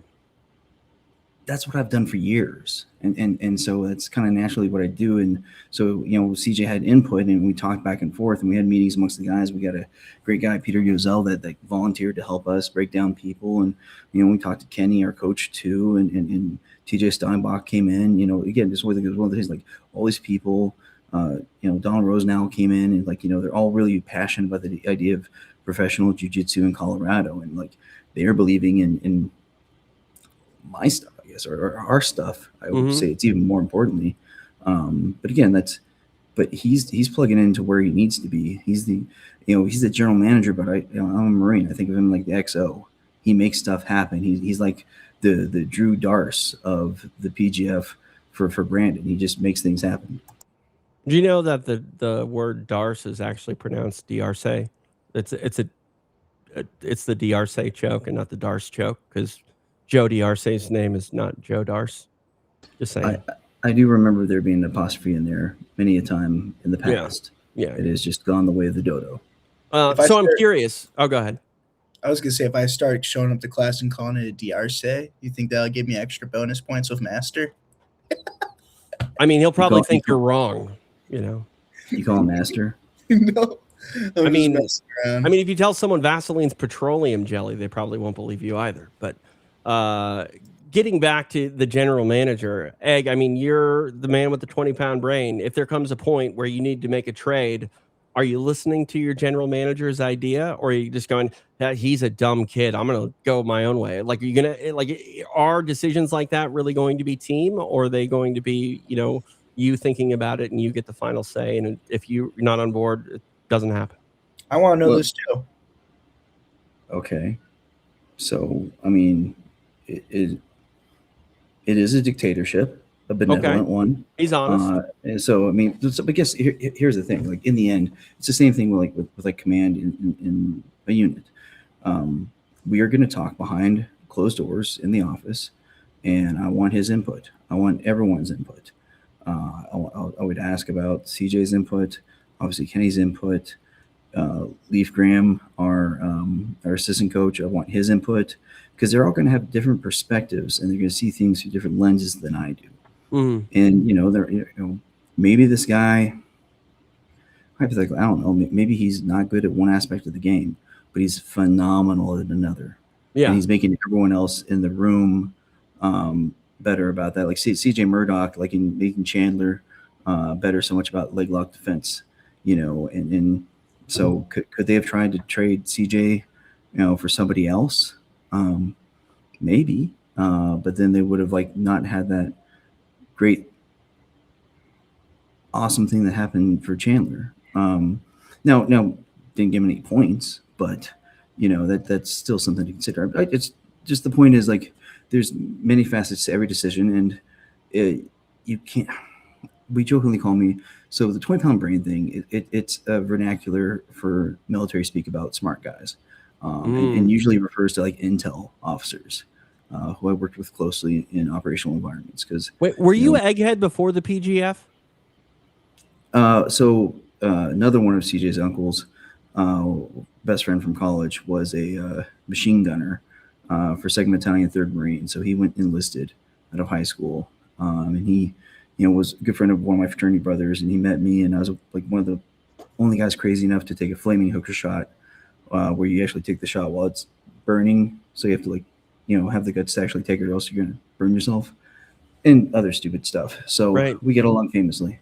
But we found out I was going to become a judge advocate or an attorney for the Marine Corps, but we still go through officer candidate school, like every other officer, other than Naval Academy guys don't go through OCS. But we go through the same 10 weeks everyone else does essentially. Then we go through the same 6 months of training at the basic school to become a provisional rifle platoon commander. Then we go to Naval Justice School. Like, oh, well, that's okay. That's pretty good. So you're still, a Marine like every other guy. But you're also a nerd, so you're an egghead, a warrior. So he gave me the nickname Egghead Warrior back in 2006. I like it. I mean, it's a good play off Jarhead as well, Yeah. And when I started doing this stuff, I was still worried about getting promoted and having somebody. What is Sam want to talk? Interesting. Wait, is that Colorado Wolverine, Sam? Yeah. Oh, maybe he wants to come on the show. I don't know. Oh, we can see. I'll send him the link. I like Sam. I like Sam a lot. He's good stuff. We pop on. But anyway, so sorry. This is just a very long answer to no. I was Egghead long before PGF, but you gave me an Egghead answer there, which I appreciate.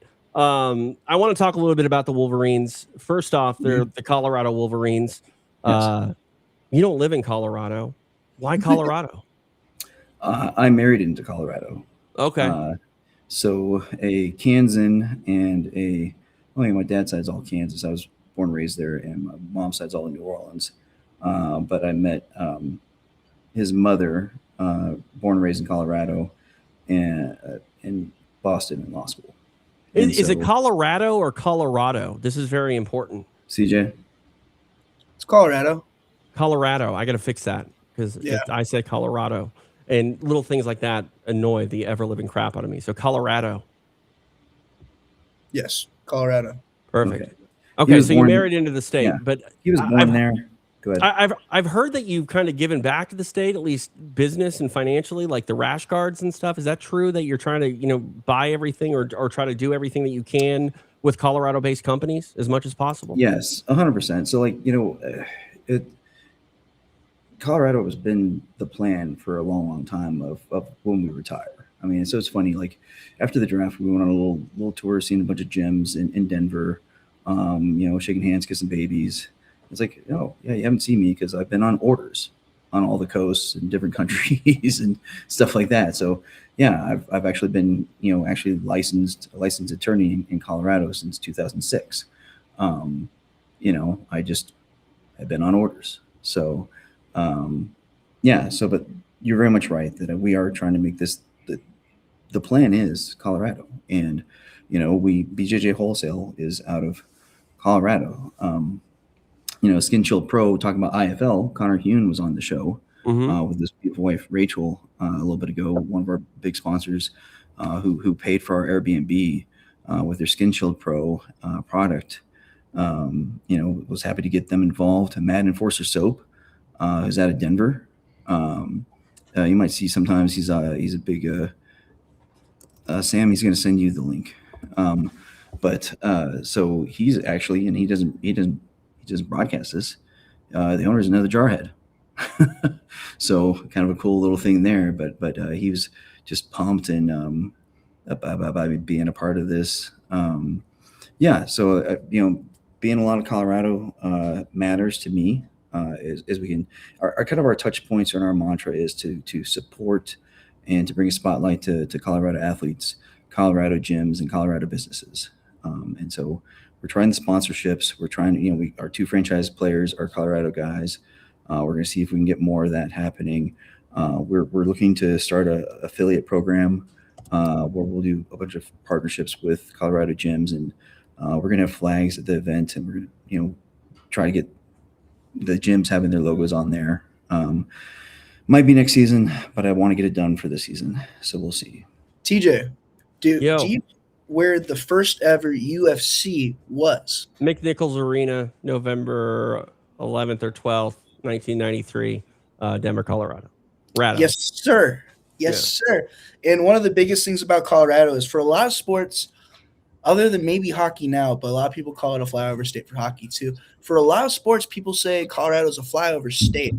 But with the MMA scene, the kind of the ultimate sports scene, this is perfect. This is a perfect breeding ground for a team like this to be built for the community, by the community. There's over 128 gyms in the foothills of Denver alone.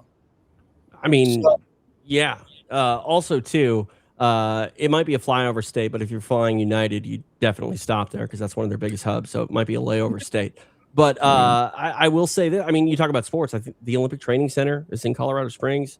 Colorado Springs is driving me crazy. Colorado. Oh. I'm going to say that over and over and over again. Uh-oh. Oh, there he is. There he is, a Wolverine in the flesh. Sam Schwartz. I didn't even know that you were on a call. I was calling you about something else. Uh-oh. Well, okay. You're here now, Sam, and I'm hosting the Egghead Scramble right now. Could have texted me. Oh, can I just ask you real quick, Sam? Are you mad that BMAC has sort of left off the Affel and Schwartz Affel? Because my brain literally kind of short circuits because I don't know if I'm going to say your full name or just kind of get lazy and say Sam Schwartz. I don't even really care much what they say as long as it's written up there that it's Schwartz Apfel. I guess that's all I really care about. But yeah, saying I don't know, it's a lot to say. I mean, all right. I'll make sure to say the whole thing. I'll commit to you to get your full name. A true professional as you are, you would. I mean, I try. You're a professional. You're a professional grappler in the PGF. What were your thoughts about landing on the Colorado team and obviously Kenny Johnson, the coach, but Egghead, the man behind the scenes? So were you happy to land there? Yeah. So, and this goes back to like probably maybe 8th and 9th grade, if I could like really think about it. I remember in 8th grade, I wrestled varsity, and then like in 9th grade, I was also on varsity, but I was a bit better than like 8th grade. I wasn't quite as good, and then I really like jumped a level from like 8th going into 9th grade. But like a lot of it happened like during the 9th grade season, and I just like there was like this like club like within our team, and I wasn't a part of it. And like that was like, what I guess was considered to be like the better club. They were the better guys. And then by the end of the season, just by like working with the people that I did and working on my own, I beat the shit out of every single person in that club from my own team. So it was just like, I don't know. I like working with people who want me around. I love it. You're a guy that I have a special sort of connection with because you've been with the PGF for a long time. You were part of season 5, which was my first season. I think the thing that I love the most about you, Sam, is like you're not afraid if you don't get the invite to be on the roster to go to a qualifier and earn your way onto a team and into the league for a season. What is it about the PGF that makes it so you want to be a part of it? I mean, for like the selfish reasons, like there's like, it's obviously tons of opportunities that can arise from it, and just like lots of matches, which just leads to lots of content. And in a world that I don't really like, that is what is, I guess, that's currency. Views are money, and the more views you can get and the more followers and fans, the more opportunities you'll have. So I just think the opportunity of doing that is great, and where the future goes with it. I see, tremendous potential, and I hope that, it continues to grow the way it is. It's a small world, so we're working to make it bigger, which is nice. I wish you were right. If views are currency, I wish T-Mobile would take that into consideration when my bill comes due. And I just posted something on Fight Pass that did 2 million eyeballs on Facebook because they don't care. They still want money. But I digress. How to monetize is a whole other whole other mess. I mean, you don't have to worry about that so much from the team standpoint. That falls on CJ and Egg over here. Egg, I'm curious, you definitely have a theme, a type of grappler to the guys that make out the roster of the Wolverines. What made Sam appealing to you in your approach to this upcoming season? I think he's going to win it. So, he's not lying. He's not lying.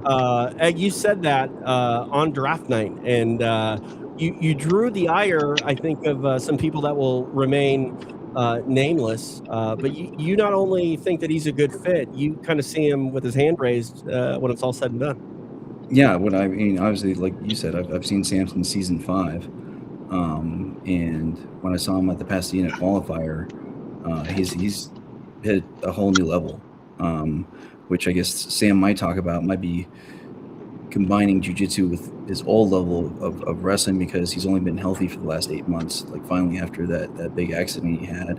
And he's with one of the mad geniuses of jiu-jitsu almost every day, with Eddie Bravo. And again, when he came into that Pasadena qualifier, which was not an easy qualifier, that thing was stacked, and he was just dominant. It was masterful. Sam, I'm curious, you got the call for PGF, you were on that season 5. When you heard about the PGF, or when BMAC asked you to be a part of it, what were your initial thoughts about the format?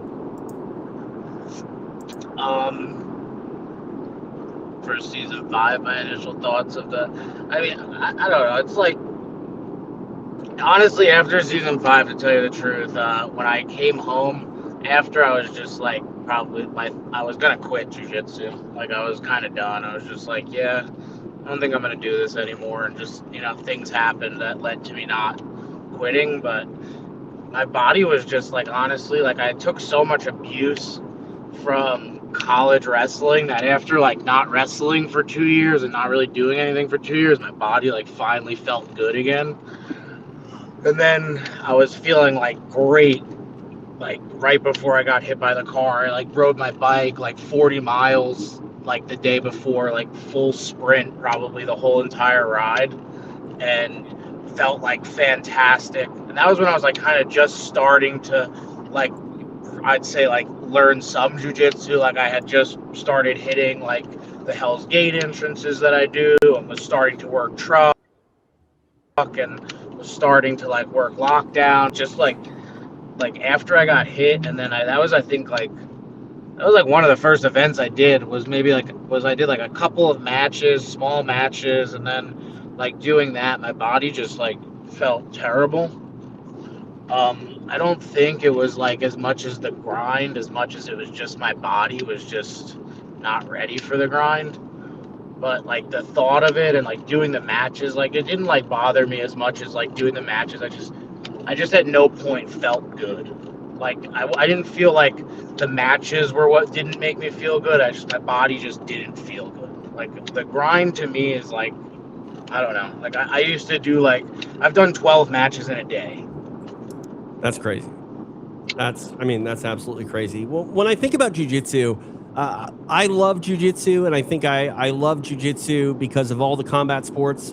To me, like, I'm an MMA guy. Jiu-jitsu looks a lot like MMA. Grappling in mixed martial arts, yes, there's wrestling, but it's still very much a jiu-jitsu sort of thing. Now, I will say that I think wrestling is the cornerstone of any high-level mixed martial artist. I think the argument can be made that some of the best jiu-jitsu players have a wrestling background. Egg, what are your thoughts on Sam's wrestling background? And do you see that as being a benefit to his overall jiu-jitsu game? And beyond that, maybe just the mindset that he brings to the Wolverines? No, 100%. I mean, you think about essentially my first 3 guys Officer Grimy, collegiate wrestler, and then coach wrestling. Crump comes from a wrestling background, then MMA, just shows how tough he is. Sam, obviously, JUCO All-American wrestler, and he just has that mindset of that grind that he's willing to do. Clay Weimer was an MMA guy as well, and we also have a mix though as well. So I mean, obviously having the wrestling guys makes a lot of sense with Kenny Johnson, who comes from that like serious wrestling background, but then it adds the jiu-jitsu to it. But at the same time, we have a blend because we have Jaden Groner, that one of those guys that came in as a serious youth, and just has been pretty much pure jiu-jitsu. He did a little bit of wrestling, but mostly pure jiu-jitsu. He's a sniper. Freaking look at our bulletproof. Brett Winter. I mean, he's again that guy that is that different type of style, but he's still good with other things as well. Oh, Sam, what's going on there? You smiling at his flak jacket, or what I said? The bulletproof. Hey man, it was a nice moment. It sticks, man. It was like funny because when he said that, I shouted out, I was like, "What about your face?" And then he ended up being on my team. You have a little fun. Like the first thing I asked him was like, what class his plates were. Like, cause you gotta have at least 3+. And I don't know what that meant. But TJ, I have no idea what you're talking about. Yeah. I know he's talking about armor, but I don't know exactly what it means. Sam, you're an East Coast guy, obviously with your affiliation with 10th Planet on Eddie Bravo. Are you living in California? Yeah, you're about to see Eddie in like 2 minutes. I was just on the phone with him. It'll be my second interaction with one Eddie Bravo. I'm curious, is it what is your mindset going into the season? Are you going to try to stay in Vegas the entire time? I think one might be tempted to go back and forth, being that you actually live as close as you do. Yeah, I'm like seeing what I want to do. I definitely don't think I'll stay there for the whole time. I'll probably leave like a couple weekends. Thinking about going skiing in Denver. Actually, Colorado. I mean, I would write that into the contract, Egg. You're not allowed to go do things that might hurt you in between weeks. You can get hurt doing anything. That's true. I mean, he's gonna have his. We're doing jujitsu. I'm much more likely to get hurt doing jujitsu tonight than skiing. I get it. I mean, he's gonna have his mountain bike out there too. And as long as he's smart, hey, vaya con Dios. There you go. You gotta have that freedom. Sam, you've done these PGF seasons. You know what they are like. What is your mindset right now, like sort of preparing yourself? Is there a mental process to get prepared for a PGF season? I'm sure there is for like a lot of people. Like, I've been competing since I'm like 5 years old. My next door neighbor, actually, who got me into wrestling, he's the current head. When I was born, this was my next door neighbor, I think, or I don't know. Definitely by the time I was like 3, they were my neighbor, as far as I can remember. But he was the head coach of the D1 program I ended up wrestling for. He had already moved before then, and is now has been the coach of Ohio State for the last 20 years. And they're like the number 2 program in the country right now. But he was actually, him and Kenny were teammates in college. Wow. That's awesome. Hey, you mentioned Kenny. Like, how much do you think his coaching style is going to sort of ring true to you, being that you both, have a wrestling mindset? Do you think that's a benefit? I'm sure it is. I think honestly, the coaching in jiu-jitsu is something that's always I guess it's much more difficult to coach in jiu-jitsu, I think, than wrestling, just because in wrestling, I guess there's not quite as many things I think that are going on, and everybody has such different lingo, and there's so many different lingos, and understanding somebody's game is kind of difficult, I guess. But Yeah. I'm sure after like a couple weeks, you could probably figure out like people's games and it'll be easier to coach. But um, yeah, I don't know. I don't know. I've been doing this for a while by myself. Like I go compete a lot without a coach, and then sometimes when I do have a coach, they'll be saying shit, and I'm just like, I have no idea what the fuck you're talking about. This isn't helping. That's funny. I mean, it is a one-on-one sport 9 times out of 10. I guess it's a little bit different with PGF. I'm curious, like I feel like 6 minutes in jiu-jitsu in some formats can be, brutally tedious. It's very 6 minutes on a PGF mat, I think, can honestly be some of the best 6 minutes in combat sports. Your, game has to change a little bit for PGF. Do you feel like your sort of focal points in jiu-jitsu, are they different when you're in a PGF match than say a regular match? I become very like, whether I like to or not, I become like very into the rule set. Like my body kind of just, I think, understands like instinctively what rule set I'm in. Like I even remember when I was in what the hell? I'm not even. I was in Serbia. When was I in Serbia? Like the end of middle of October, competing at the Grappling World Championships, and like for my third place match, um, they have like such weird rules where it's like if you like take the person down and you like don't pass or something, or you don't advance, they start just like hitting you for stalling. So it's like it could kind of be like almost a disadvantage to like take somebody down and pass, or like take them down, I guess, and essentially not pass. So like I was like up by like a few points, and like I knee tapped this guy, and he like fell down, and I was like trying to like not take him down, and like I was trying to like instinctively I was trying to like pick him back up to like bring him back to his feet so that it like wouldn't happen. But like at the end of the day, it didn't end up affecting me in any way. But it's just like instinctively I think I do. So it's like for PGF, I would imagine like I know like I think I let it fly quite a bit more on PGF. Like that's really it. Like I don't have to really. I don't know. I'm gonna let the coaches kind of decide like what they want in that. But yeah, my plan is like kind of let it fly. But I don't know. I'm pretty confident in all of my defense, honestly. So like I don't really. I guess I'm not really that worried about like getting subbed very often or at all.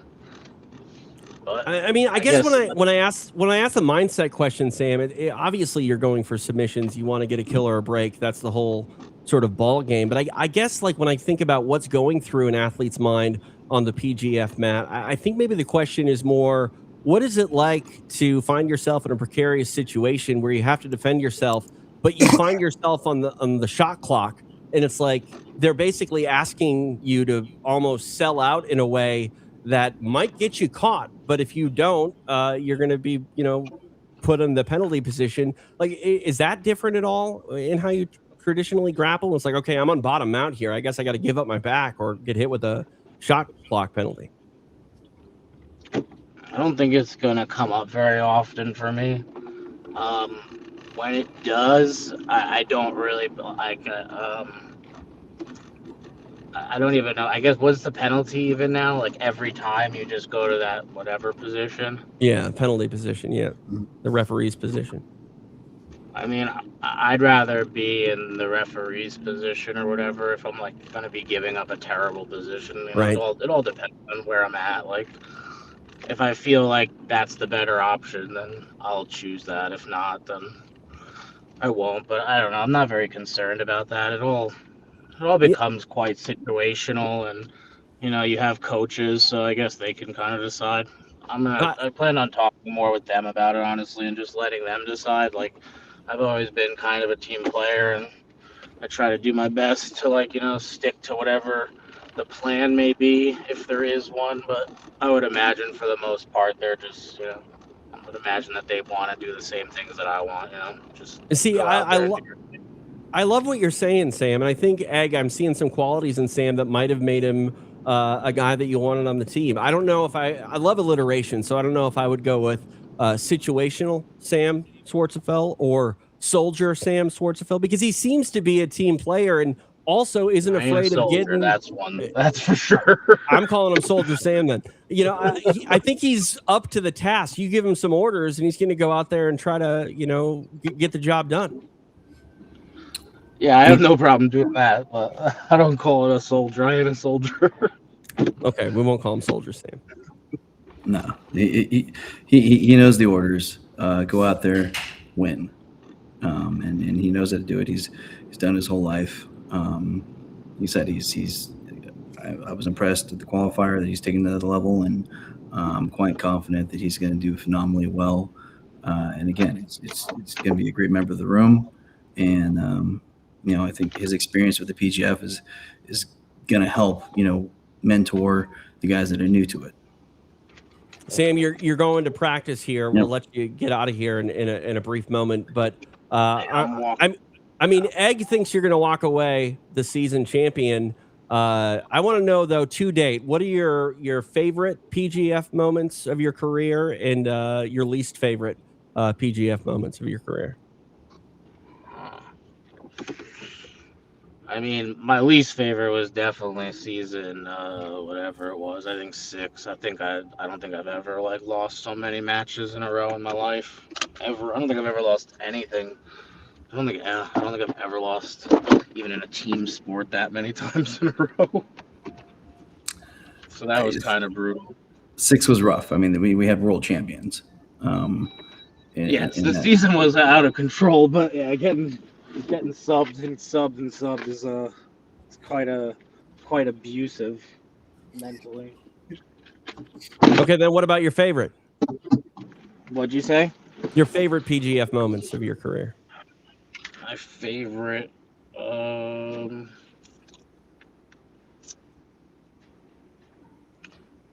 honestly, I don't know. I don't really have any great memories yet that I like to win, and I haven't really done much of it yet. So always enjoy spending time with, you know, the people that are there. I always do enjoy that. So do me a favor, Sam. If you get your hand raised at the end of the year, let's see some of that emotion come out, because you're so smooth. You're so baseline. You're like, some bad things happened, whatever. Some good things happen, whatever. I want to see what like overexcited Sam Schwarzenegger's like. You've got to do something big, man. Well, if those money bags the money bags go flying like I think they will, man, I bet you're going to be kind of pumped. I'll be pumped, but no, I'm there to bring home a belt. That's really it. That's my main focus, you know. It's like go there and, you know, win. If I do that, I'll be happy. There you go. Sam Schwarzenegger. Catch him on the upcoming season of PGF. You can watch it Wednesday nights on YouTube. He's a member of the Colorado Wolverines, and he's also a member of 10th Planet, and I think we got to let you go see Eddie Bravo. See you, bud. I'll see you guys. Peace. There he is. See you, Sam. He's so even-keeled. Yeah, sustainable Sam. He's just always one sustainable line, you know? Yeah, Solid Sam. I don't know. Yeah, we're gonna Solid we Sam. got to come up with a nickname. We'll workshop it. I mean, I don't know if we asked him to make up his own nickname, which I don't think anyone should ever do. He would just be like, I don't care. Yeah. Sam. Sam, I am. Yeah. There you go. No, it was kind of it was nice though, because like, you know, he'd been on the podcast before the draft, and I had been wanting to try to work him off a little bit, you know, at least for a little talk after the draft. And so just having a little serendipity there. Just okay, let's see it for a minute. Love that movie. I just love the word serendipity. And there was also a place right outside of Caesar's Palace in Las Vegas that served the best ice cream I've ever had. They did have I think it was $1,000 ice cream sundae. It was called Serendipity, the ice cream place. And I would never get the $1,000 sundae. But Carla Esparza did when she won the UFC women's strawweight title. But now Serendipity's gone, and that's not serendipitous for me because I'm in Vegas now all the time and I can't go there. So I think we should wrap it up, gentlemen. I've talked a lot. I've said a lot. I think I've said some things with some substance, but a lot of it probably didn't have as much substance as maybe people wanted, but this was fun. Yeah, it was a blast, man. And anytime we get to spend with you is always good. And I know it's like a joke that we're going to keep lying to ourselves about going shooting, but I have the dang membership at the club now. All You right. can just Been talking about this. He has been talking about this for I think years now. He's like, I'm gonna go shooting with TJ. I'm gonna go shooting with TJ. It's gonna happen. It's gonna happen. It hasn't happened, man. You're breaking his I mean, I well- definitely want to do it. It's just, my life is something of a paradox where I feel like I never have time. And then like today, you're like, how long do you have? And I'm like, until Tuesday. You know, I can do this podcast until Tuesday. Like when it rains, it pours. A lot of Yeah. times I don't do much of anything, but the next, I'm very lucky being a play-by-play commentator. I have a commentary gig between pretty much every event of PGF. So I'm going to be in Vegas a lot coming up, which I'm very excited about. But my final thing I want to say is I love the name of your podcast, Egghead Scramble, because it's just like I say always with combat sports. And my breakfast, they have one thing in common. They're always best scrambled. And, you know, you want your jiu-jitsu scrambled. You want your MMA scrambled. I guess now I want my podcast scrambled. we'll take it. There you go. Hey, actually, I will say this, maybe one last thing, that it really meant something to me when you shared that text or that comment you had from somebody. I think you said something like in the business that talked about last season how Wednesday nights became appointment TV. Yeah. For him, and that means we're making this happen, and it means a lot to me that we are being successful. And even though we obviously we want the numbers to go way higher, but it means that when we do reach somebody, that we got them. 100%. You know, just kind of like Jason Anik. You know, we talked about last season, like, hey man, you know, you're going to be a fan, right? You know, are you a fan yet? You know, oh yeah. And I think Jason is definitely a valuable asset to this broadcast. And I think to a certain extent, not to pat myself on the back, but I'm the target demographic because hardcores sort of make the world go round. There's a lot of hardcore jiu-jitsu heads that are watching PGF, but you don't break through to the mainstream until you get a mainstream audience. And, you know, there are a lot of people that play baseball and football and basketball growing up. Some only score 3 points their entire 7th and 8th grade years, but they are participants. I have never taken a formal, I think I maybe taken 1 or 2 introductory, get a free gi jiu-jitsu classes. By the way, the gi is stupid. I think I'm allergic. Every time I wear one, I end up waking up because it knocks me unconscious because they choke me with it. But, you know, I think the big thing that PGF can do more than any other jiu-jitsu product is to get the person that doesn't train actually interested and involved with watching week in and week out. And appointment television is definitely sort of an industry term. But when I have a friend who doesn't train jiu-jitsu tell me that he's a combat sports fan, but Wednesday has become jiu-jitsu nights, that's pretty special. And it's a wonderful thing to be a part of the PGF team and family. And while I'm not a Colorado Wolverine, it's wonderful to be a part of your team, Egg. And, you know, together we're better. And, you know, hopefully we bring this thing all the way to the highest heights jiu-jitsu can go. I'm gonna throw this bait out there. You know, it might get reeled in. Who's your favorite team? My favorite team? the Dolomer. GM. Dolomer. Okay. I got There an you answer go. for everything. I should be in politics. Won this one. Team level. What other team names have we? Mine's Tropic Thunder by far. I mean, of all the rash guards of defunct teams, I think the Tropic Thunders. Was it Tropic Thunder? It was Tropic Thunders, was it not? They were plural. Yes, they had to be plural. So that's right. you know. But I think the plural of thunder is thunder. But I'm just talking about semantics. So, their logo should have been Robert Downey Jr. in my opinion. Yeah, because that would work with IP and likeness rights. okay. So don't worry about the gi. We will give you training. But No, you won't. You know, No, you won't. but you know, you're not gonna have an excuse because you're gonna have Wolverine's rash guard. So I already have a Twister's rash guard, but they made me pay for that one. So Whoa. Well, I bought it last year in the broadcast. I made a big deal out of it, but we'll make you pay for shipping. no, no, we're not. not when you It's hand already- it to me. already- Yeah, it's gonna- I'm curious. Can I see the rash? Or do you have one? Does it either of you have one nearby? It's in my room. That's all right. Yeah, sorry. I'll show you. That's later. okay.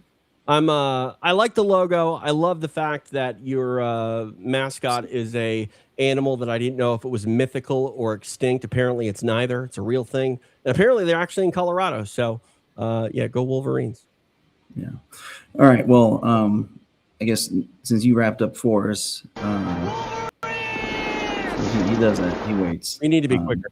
Yeah. Yes. Well, that's part of his fun is he like lets me start talking. So it's kind of like the Pee-wee's Playhouse, like word of the day thing. But it's always Wolverines. Isn't that what you do when someone says a word of the day? Yes. Yeah. It's analogous. Come on. But regardless, okay. I didn't know if I was supposed to scream. I was just looking for orders, you know?